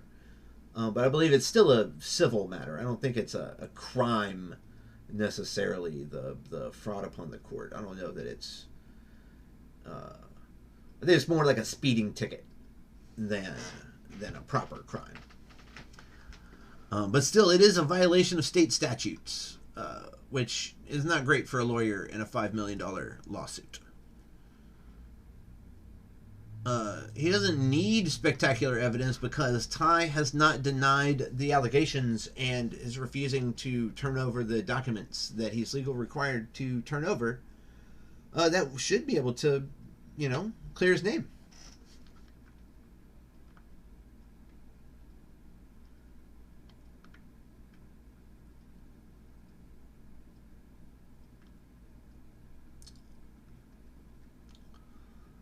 Here's one where we think that the same thing applies to them. So why can't people say that about them? You guys are saying that about the VAs.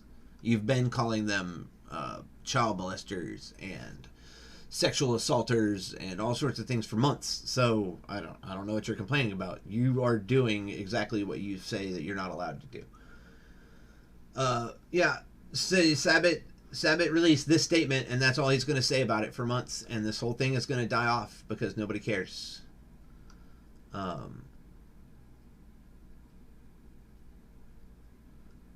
Yeah. Lamone's not a prosecutor bringing charges guy. Um,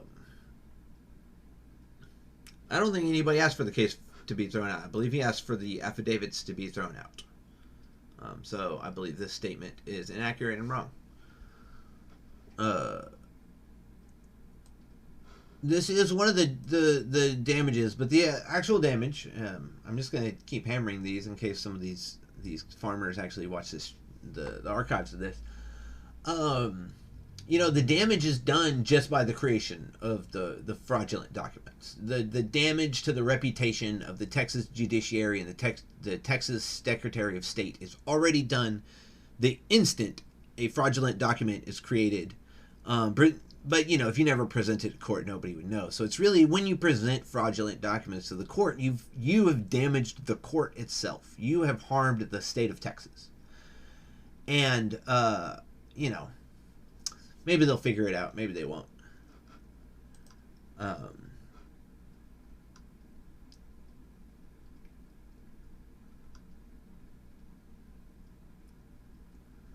They've really decided that Sean is stupid and that everything he does is stupid. Oh, hold on. I need to... Oh, wait. Hold on. I need to... Give me a second. I never put a link to this on... Oh, here it is. I only put a link to this on that reply to one of Greg's threads. I should probably... Let's see. Any interesting notifications? Nope. I should probably put it here.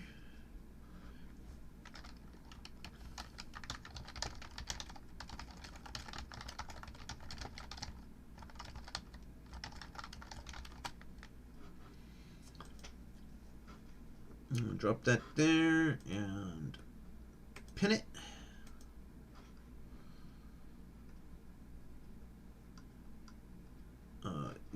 See, it's still all going. We're gonna play with this. What I personally think he's gonna do is some other BS. Mea culpa, like I said, mea culpa is the way to get out, but he's not gonna do that. Anyway, so like I said, those threads are going on. I'll probably make videos about those threads. Like I said, I don't want to try and stream a live thread going on. It's all re-clicking and up and down and up and down, and I'm not real happy about it.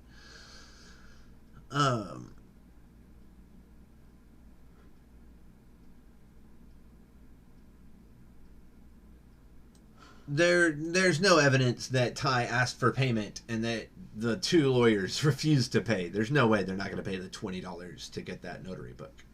From what I understand, Ty never responded when they asked him for the notary book. He didn't ask them to pay the fee, and I imagine they've already paid the fee if you can pay it remotely.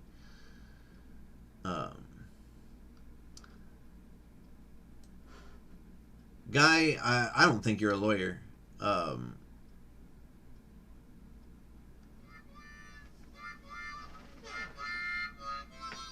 Oh, we got us another call. I will be on an audio pause here.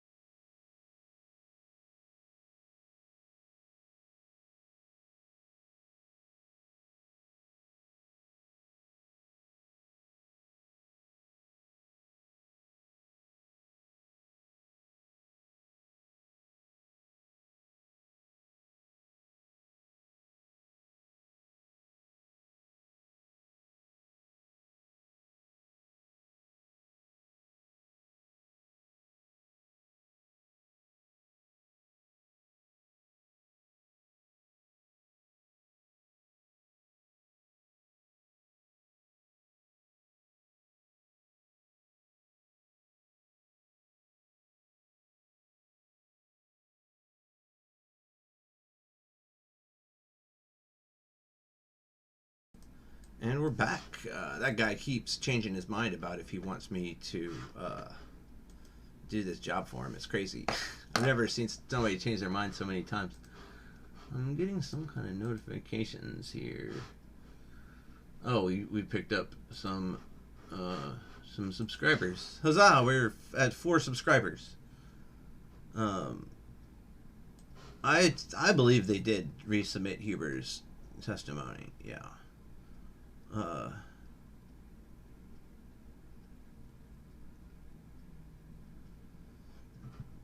This is correct. This is also correct. I don't think those affidavits. I think they hurt Vic's case, if anything. I mean, they talk about how people have been calling him a pedophile for 20 years, so I don't really know how that helps his case, but okay.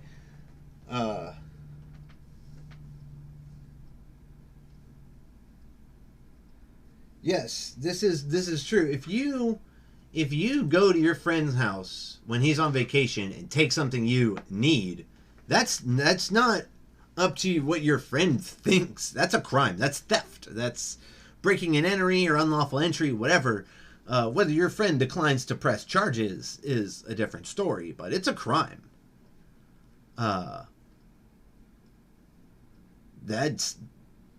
It doesn't matter. Like, no, you commit a crime.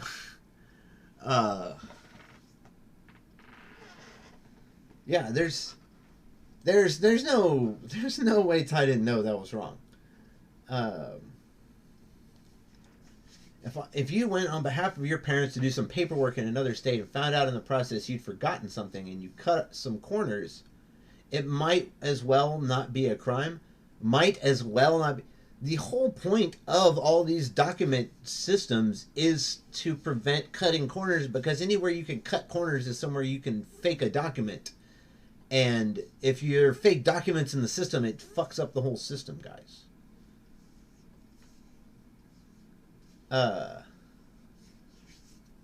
Again, them not wanting to press charges does not make it not a crime. That's not how that works.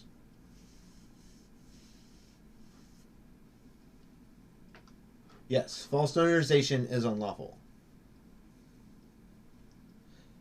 That's no charges or no charges. It does not make a crime no longer a crime.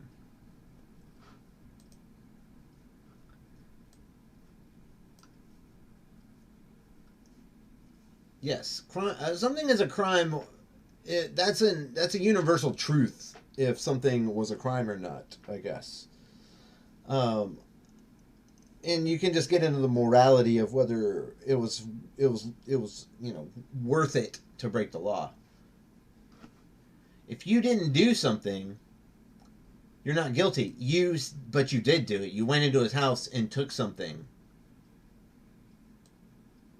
You might be not guilty. No, I mean, a jury might find you not guilty.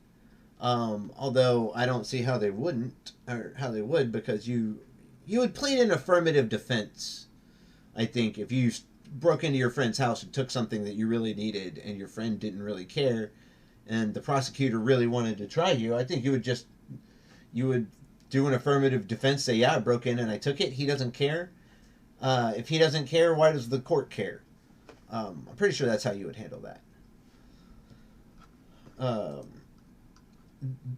The law can't work the way you describe. It's impossible. The law is not a computer program. Hitting people... Wait, I missed this line. Hitting people on the street isn't illegal by default? No. No. If you punch somebody in the face on the street, it's a crime. If 2 people get into a fight on the street, it's almost always treated as a crime by the police from both angles. If it's like a fight, if it's not one person jumping the other. If you set up a little ring on the street and you start fighting it out, you're going to get arrested.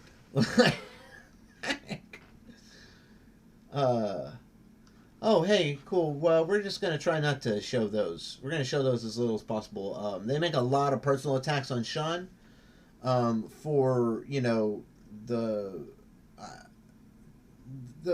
his physical traits, I'll say.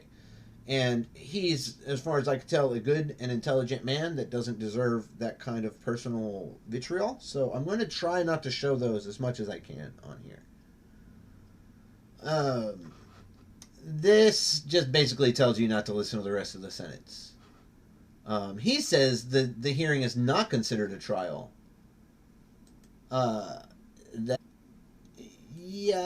Amending the document that was a part of the Rule 11 agreement, I'm pretty sure is... But the amendment's not what violated the Rule 11 agreement. The filing at 12:15 a.m. when it was supposed to be filed by 11:59 p.m. is what violated the Rule 11 agreement. That has nothing to do with the amendment. Probably not that big a deal, the being a little bit late, but being late coupled with the fact that the document actually wasn't finished, coupled with the fact that Ty did not have a technical error, and there's evidence that he presented that he didn't have a technical error. I don't think the judge is gonna appreciate what looks like clear intent to deceive the court.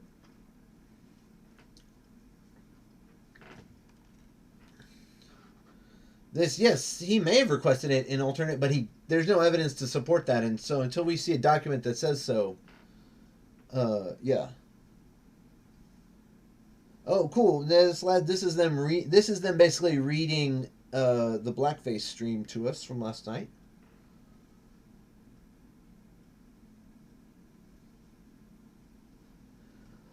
Yeah, that's actually why Vic was called the Führer, their Legionnaire. Saying it's ridiculous to compare somebody to Hitler who used to go by the Führer. Whew, that's not that smart. Now, apparently color of binders is relevant here, I guess.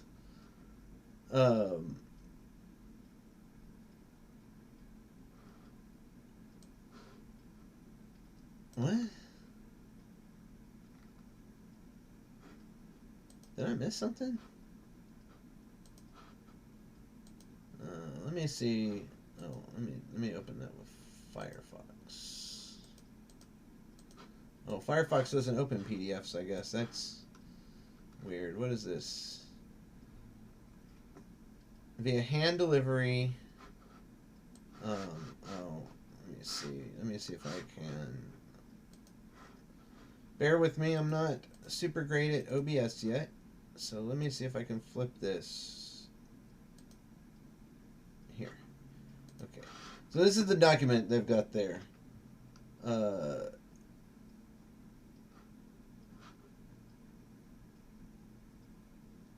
This is from today? Yesterday. This is from yesterday. I didn't see this yesterday.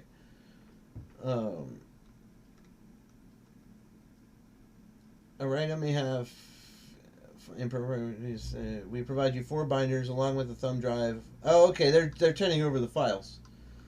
I don't get what the big deal is about black binders. Is that just some kind of weirdness they're talking about here? I don't get it. I don't get it. Inadmissible ex-party ambush. Secret evidence? What are you talking about? Yes, save the lolly. Woo, man, can you imagine if Limon had filed something that was obviously fraudulent? Can you imagine how Stanvik and the Kiwi farmers would have reacted? Yeah, they would have gone fucking nuclear. They're right now talking about Sean should be put on charges for accusing them. Oh, you might not be able to see those there. I might have fixed it. Oh, dude, let me go back here. This is the paragraph of them. Yeah. If the defense had gotten caught doing this, it would be crazy. It would be absolutely nuts. Yeah, don't pick a side.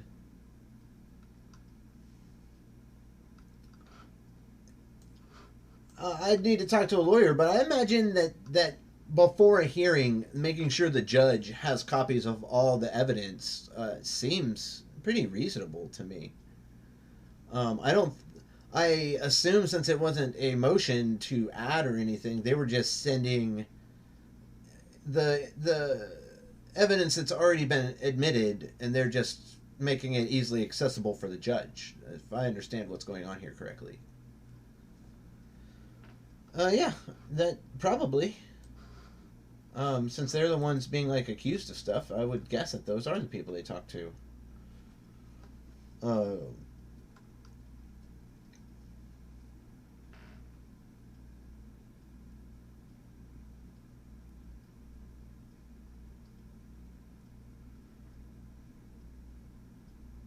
so let's see.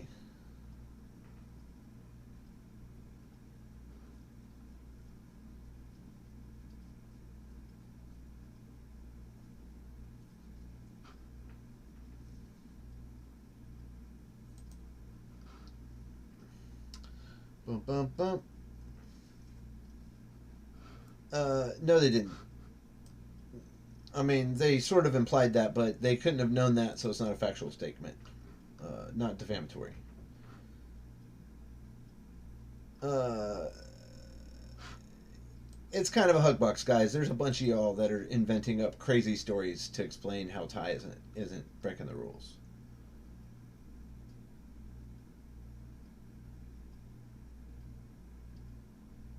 Oh, there's the inevitable infighting. I don't know what this current track record is. Nick seems to tell them that the filings are bad, and they just believe that the filings are bad. I don't know. I don't know what the premise is there. Monica's affidavit is actual malice. No, no. Common consensus in the zeitgeist. So I don't, like I said, all the lawyers I've met seem to be pretty cool, but I don't know. Maybe they are all dishonest. I believe there's enough dishonest lawyers that I'm not inclined to give them the benefit of the doubt too much.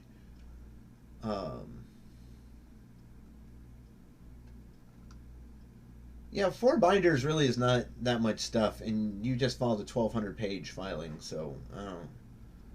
You're the ones that are suing over hundreds of tweets allegedly.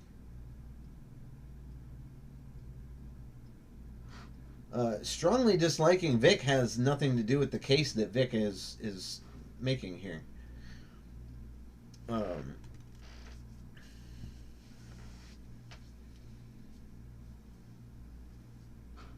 This is true. The state presses charges all the time without a complaining victim. They don't have to, but they do sometimes. This is especially true. What's relevant are the sanctions against Ty and the judge looking poorly on Ty. I don't think the judge is going to believe a fucking word Ty says from here on out because he got caught lying.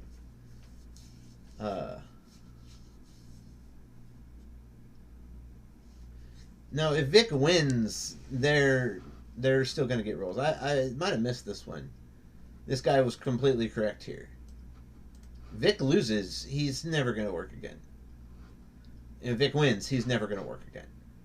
If he wins, all these people are still going to get their jobs. The people that hired them don't care about this lawsuit.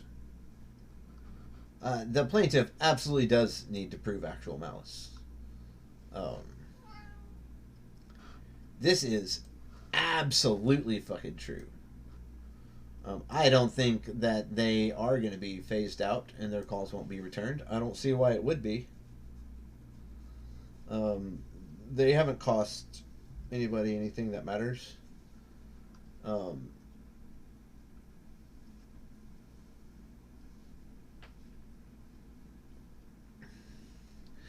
Yeah, that's it. That's it, guy. Ty just wanted extra hands on deck.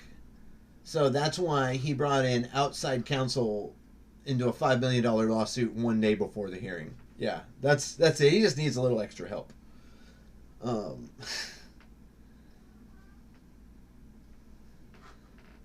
So is this malpractice?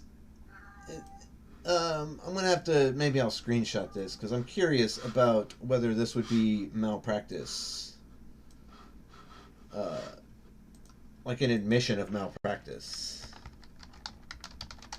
Because it's basically saying that, oh, well, we could have done better, but we didn't have time, and the whole basis of malpractice is that you didn't do the job a decent lawyer would have done, right? Oh, hello, Nathan.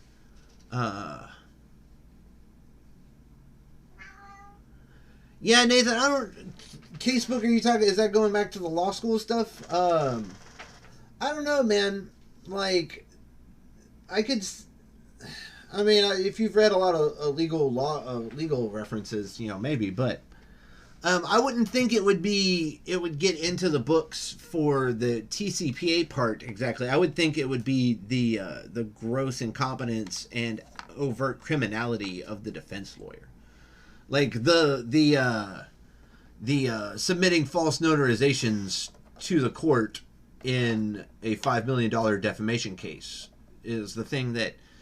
Because I'm sure there's a lot of these defamation cases that are pretty comparable to each other on the TCPA grounds and things like that. But I think the things like being a piece of shit is defamatory. The fact that he went on YouTube, because the sanctioning against Ty is what I think would make it into the history of the legal profession. I think it's what it depends on if Ty gets sanctioned. What he's sanctioned for will be the thing that makes it into the books. I think his sanctioning is going to be where it's relevant for historical sake in the legal profession. Because you're right, because at a glance, it looks like a pretty clear slap lawsuit. So he's probably going to just lose on the TCPA part. So that's not probably going to be super relevant legally. I don't know their little nicknames for everybody.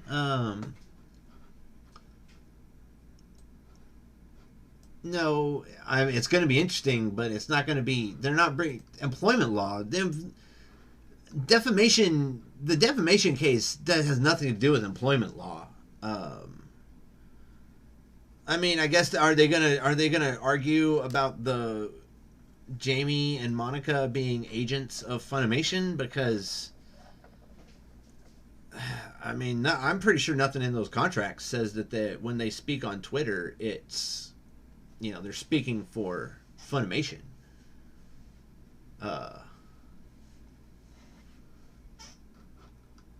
this is probably true. Vic probably didn't fire them. That's probably true.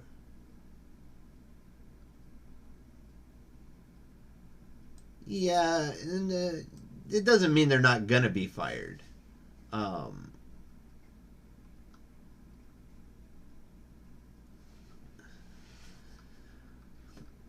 Corporate transactional practice. I'm inclined to agree with Greg that Ann Sue here is here to protect BHBH. I think he's there to protect them from malpractice as best he can and minimize the malpractice damages that are probably going to be coming.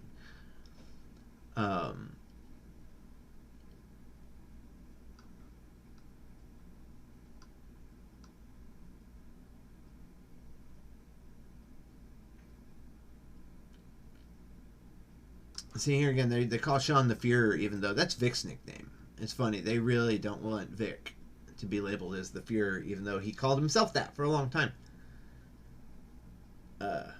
He didn't. Again, guy, he did not fuck up and correct a mistake. He committed fraud and then tried to hide the fraud. The judge has almost certainly not created falsely notarized documents.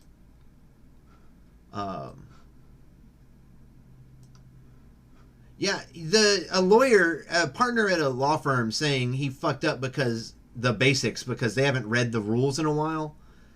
That sounds like malpractice to me. I feel like if I was a lawyer, I'd be about as mad as Mike over at Quest Authority is because, yeah, that would make me mad if I was a lawyer.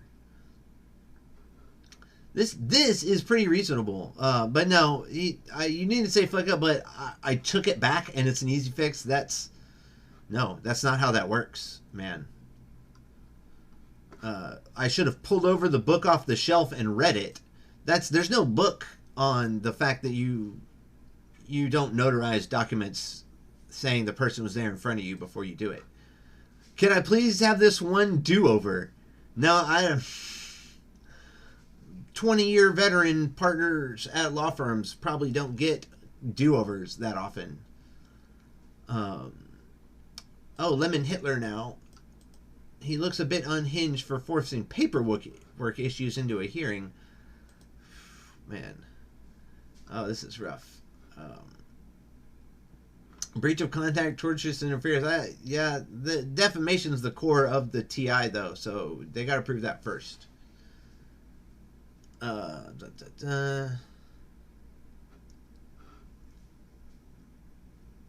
Yeah, that is correct. I don't know of any way they can add Sabat into this lawsuit at this stage.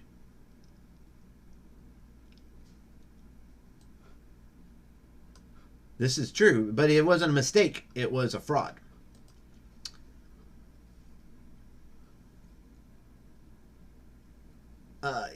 See, but you guys are misunderstanding here. Things like presenting fake documents to the court. Yeah, that's the kind of thing that fucks up cases. I don't know how else to explain that to you guys. This is technically true, but it's such a weak argument. It'd be crazy to bring in outside counsel to try to make that argument in Texas, because Texas law is designed to make it real easy to classify people as independent contractors, being an at-will state. So, from my knowledge of Texas employment law, it's going to be a heavy push to get them classified as full-on employees. And even if they are employees, unless they're employees whose duties would require them to speak with some kind of authority on Funimation's behalf, I don't even think that would end up mattering anyway.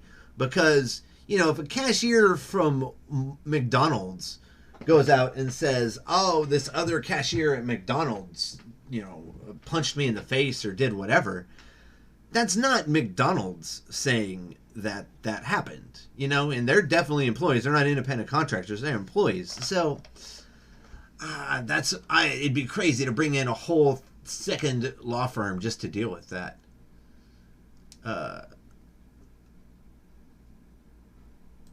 The court suffered the damage.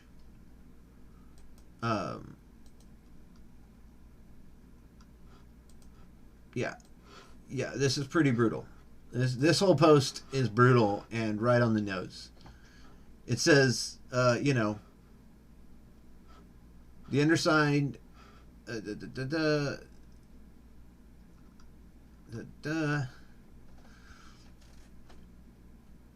Oh, here's the scenario. Here's the Kiwi Farms laying out the malpractice defense for fraud.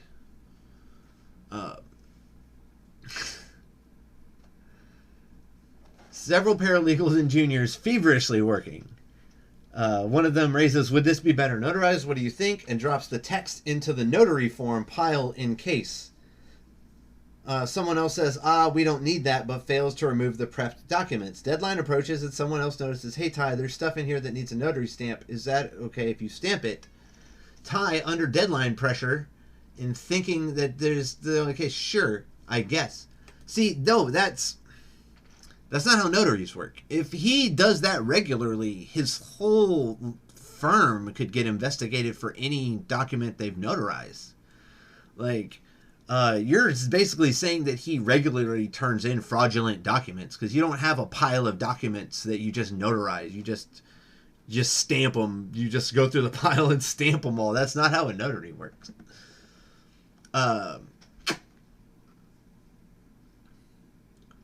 That is absolutely not how that works. Yeah, see, thank you, techno primitivist.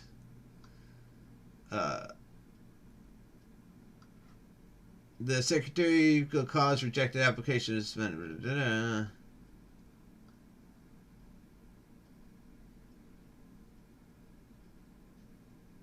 Performing any notarization when the person for whom the notarization performed did not personally appear before the notary at the time it is executed. Yeah, yeah.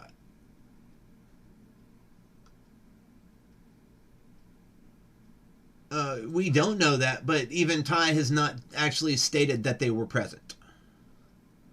Why we're under no obligation to assume no shenanigans because Ty has not said that there were no shenanigans. This is one of their big go-tos. Wow, that's not how the real world works, and judges understand that in real law offices, things like this happen. I mean, yeah, I imagine to a degree for things like typos and maybe a messed up footnote or citation or something here or there. But,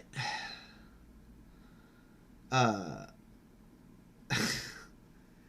mean, you're talking about outright creating fraudulent documents.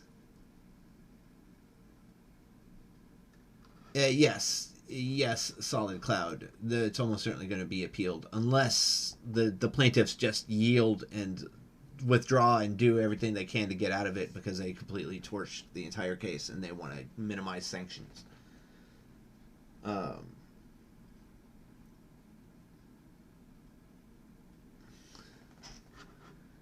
Yeah, you can tell how focused Ty has been on that other case by him going on Nick's streams and tweeting when they were, finishing up his filing.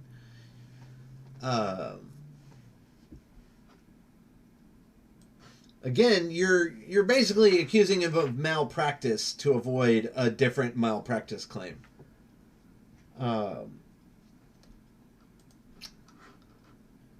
Nobody cares whether you get a feeling of malice or deception. I don't think the term feeling of malice or deception are legal principles. Any lawyers that want to correct me on that, feel free. Actually, I'm gonna screen cap this one because I want to make sure Greg sees that. Cause, woo! Oh, hold on. No. Let me make sure I get the whole thing. Okay, there we go. Jesus Christ. I get no feeling. Oh, feeling of malice. Woo, goddamn. All right, so let's see. Claiming a notary wasn't present for notarization is such a common chicken shit move. Yeah, they were personally harmed because it's their case, and nobody's asking the Secretary of State to investigate it right now. Sean asked the judge to investigate it in a way.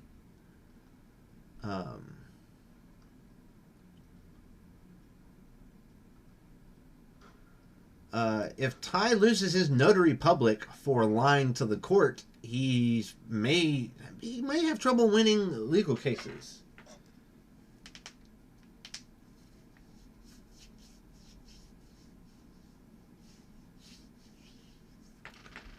Oh, did I miss this? Ty made a fraudulent notarized version and just kept it around just in case.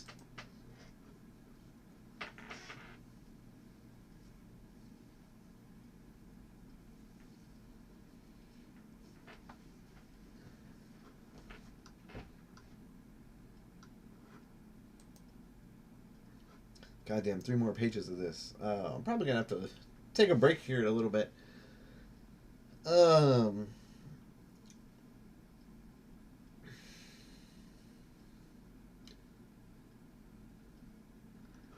Yeah, it actually is Gamergate 3.0. It became that when they named it Anime Gate.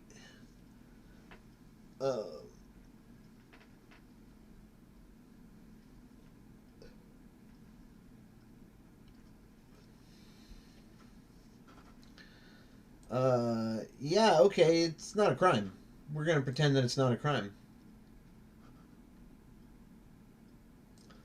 Yes, that's a good point, and that would be why Ty's firm was sanctioned a few years ago for a similar thing because they got in trouble and they were supposed to clean it up. That's why it's probably not going to work for them this time.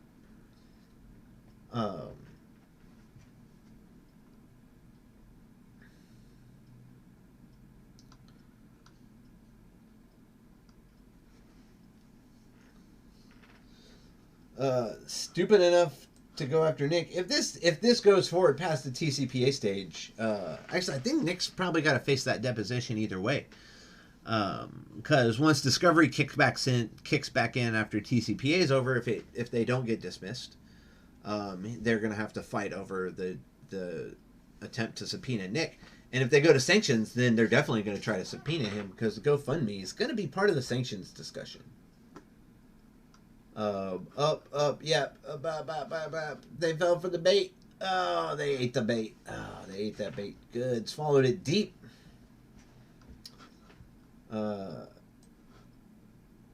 Okay, so they think people are being unfair to Ty, even though Ty's committed crimes and released some really terrible filings.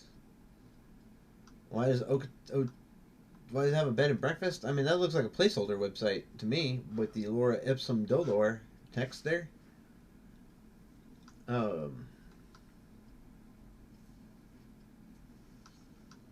It's interesting to note, I don't know, I imagine y'all are up on it, but the Huber affidavit does not directly claim that Sabat was the one running the casting couch.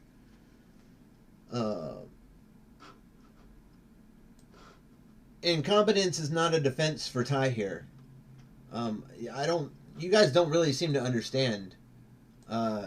Yeah, he knew it was illegal. He signed a form when he became a notary saying that he understood that it was illegal to forge notary stamps.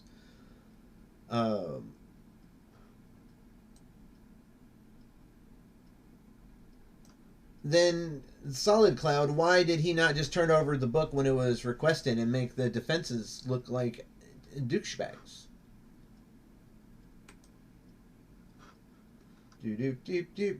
Anyway, they're really sticking with Ty. I thought they were turning on him, but it looks like Nick has been able to rally them mostly to his side with some pretty good disinformation.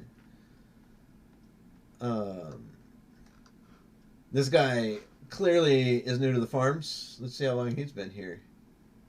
Oh, really? He's been here for 6 months and he's just... You go read some other threads, man. The DSP threads have to have whole threads broken off just because of tangential conversations all the time.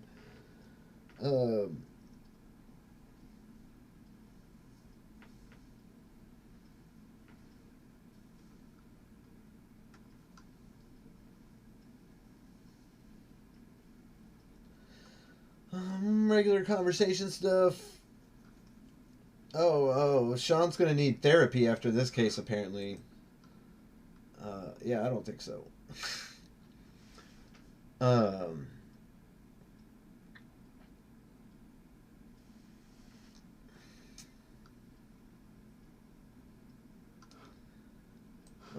lot of pressure. I think he enjoys taking down slap lawsuits, and I would guess that's why that's his specialty, and that's why he's one of the leading lawyers in Texas about it.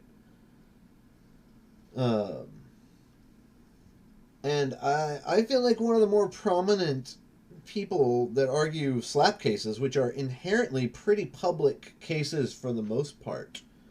That's one of the P's in slap is public, after all. I don't feel like he feels that much extra pressure.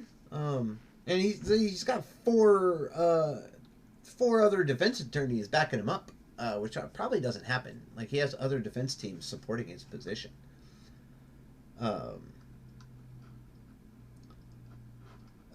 Yeah, I mean, I guess, but it's a lie, and it's not really gonna stick. Like, none of this is all PR stuff right here, and Funimation and Toei and all these voice actors, they know how to handle this. You just shut up, and it goes away, and nobody cares. The more people like the Kiwi farmers attack them over it, the more regular people see that it's just trolls, and they kind of just don't pay attention. They just kind of tune it out, from what I've observed myself. Oh, they think Nick's hammering has made Funimation scared.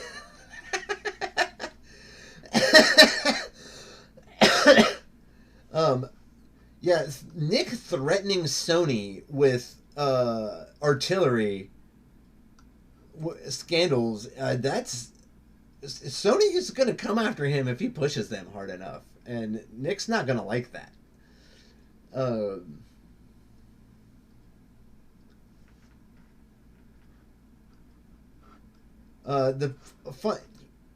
Vic is suing Funimation directly, and he's not suing Sabbat.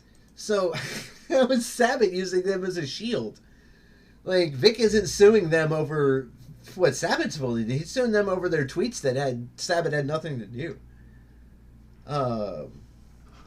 Yeah, Monica does sound exhausted and weary because she's been harassed for months already. Yeah, I don't think Funimation is going to abandon these VAs just because some trolls said some shit.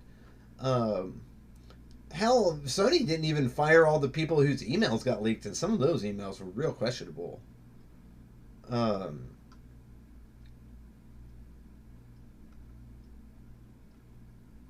Yeah.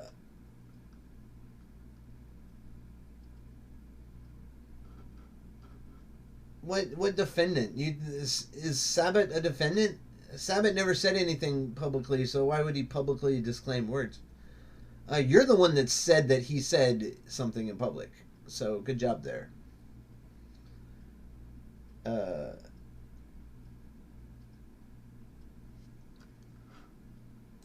That's actually not true, technically.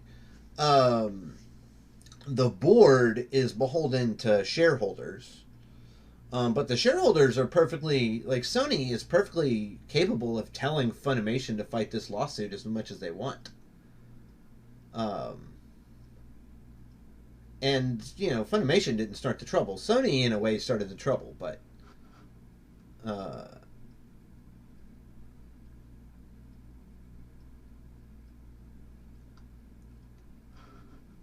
this also, guys, this lawsuit only costs them money if Vic doesn't have to pay legal fees for the defense. I'm gonna skip over hateful slurs whenever I see them as best I can.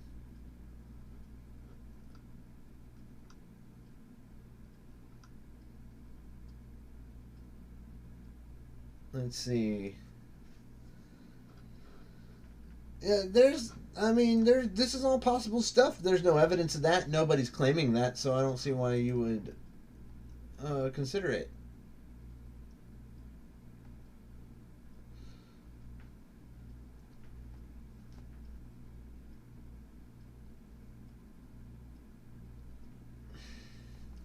Actually, you're kind of wrong here. I mean, it would be a huge PR firestorm because you fired like the entire Dragon Ball cast, and Dragon Ball's, I think, still the most popular anime franchise on the planet. And like Sabat has been a part of Dragon Ball for 20 years, 25 years, something like that. So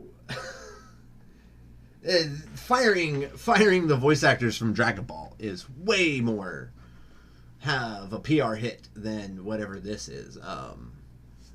I don't know. Does Funimation do My Hero Academia? Because Sabat's also All Might in that, and changing him out in that would also probably cause a bit of a stir.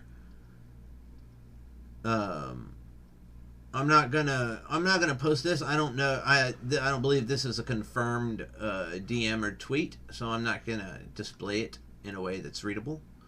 I don't think that unverified things like tweets and text messages should be broadcast, so I'm going to try to glance over that. You shouldn't be readable in my 480p, but Jan, going forward, I'm going to try and just skip over those as best I can.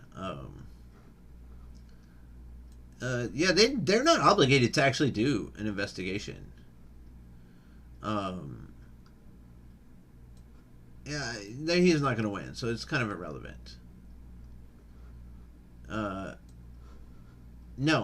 No, he's never going to work for Funimation ever again, and no Japanese company will ever hire Vic, because everything I've ever heard about Japanese companies is that they hate litigation more than anything really possible, and that once somebody starts trying to bring litigation against Japanese companies, they basically get blackballed out of whatever industry they're in. That would be a big part of why, like Japanese workers really don't file like lawsuits against their employers. They don't have quite the same protections, from what I understand, and the whisper network that gets you blacklisted in the industries in Japan can be particularly brutal. So yeah, Vic's never working in mainstream anime again. Nobody's going to hire him after he's sued Funimation for millions of dollars over a tweet. Yeah, he's done. He's done.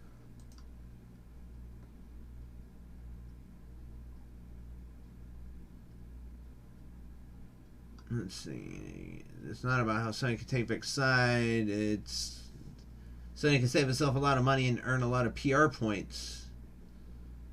Yeah, their PR points are for fighting the sex pest who has sex with prostitutes and his very, very young fans. Slander, I guess. Defamation, however you want to phrase it. Just insults. We're not going to cover that. And I guess we have reached the end of the run here, guys. Closing Funimation is jerk cheap. Yeah, I mean, they could, but just, do you know how much they would have to pay the lawyers to do the paperwork on that? That would cost more than Vic's whole lawsuit. Paying the lawyers to do all that shit. So, yeah, no. Alright, guys. So, we've reached the end here. That took, God, so much longer than I expected it to take. I feel like this was a fairly successful inaugural stream. I'm going to have to see about why my video quality was so low. I don't know if it's a timer from the amount of time, I've been live. Like, because like I said, I only started this channel 2 days ago, and there's a 24-hour lock on streaming, so I don't know if it's tied to that or if it's tied to, like an OBS setting or something I'm missing. So I'll have to look into it, guys, but I'm going to go ahead and turn the stream off here. I'm going to try and figure out how to archive it as a video so I can upload it as well for posterity and whatnot. But this has been our initial stream of the Threadnought's comm shop, where I am trying to preserve and get out some information related to the Threadnought for those who, really just don't have the time to open a million tabs and rummage through all this stuff, and you just kind of want a little bit of a summary about what's going on different factors. Anybody that hasn't watched the video on the main page that's all echoey, I'm probably going to be going through and covering Quest Authority's live tweets. I'll wait for him to finish one up generally, and I'll cover the whole thing. Same thing for what's his name? Half Cocked Law. I don't know. He does the same thing. There's a few guys that live tweet Blackface Lawyer streams. I might do some of those. I'll probably make a response video or two to some of Nick's streams if some of them are particularly interesting. I'll probably figure out how to record one of his streams, and we'll talk about his response to this new lawyer. I might even dig out his stream from last night and the night before, because I'm sure it's really bad arguing. Anyway, guys, so that's it for the forum. Let's see. Before I go, let's see. Oh, here we go.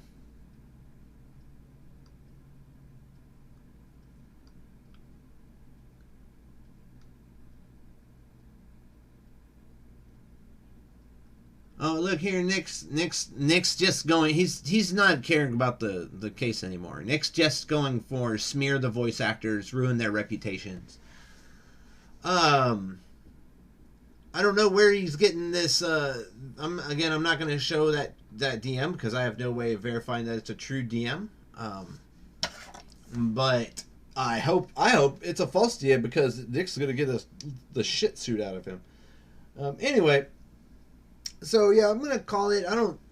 I don't think... Yeah, it looks like Mike's not done with his thread about the whole thing.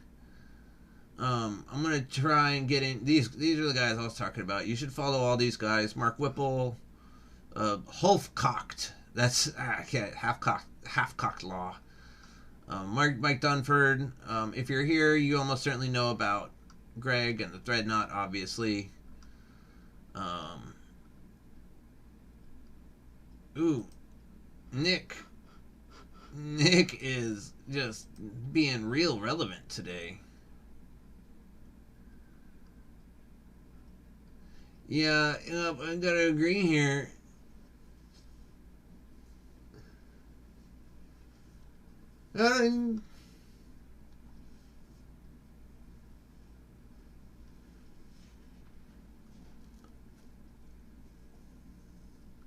So it's important to remember too. Nick already said he probably wasn't going to stream this weekend because he's going to go to the some convention or whatever. So Nick's already bought himself an excuse to not have to deal with this shit for this weekend, because I think he knows that it's going to be real hard for him to spin this in a way that doesn't turn the farms or Ty against him. So like I said, I want to let these guys finish up their threads before I start covering them, because going through an active Twitter thread is not great, guys. I'm sure you guys, some of y'all have tried to do it, so it's not great. So let's see.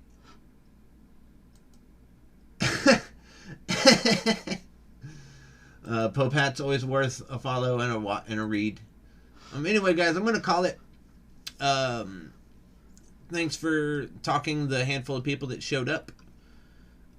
Keep an eye on my Twitter account. This is the one I'm going to try to use to spread information as best I can.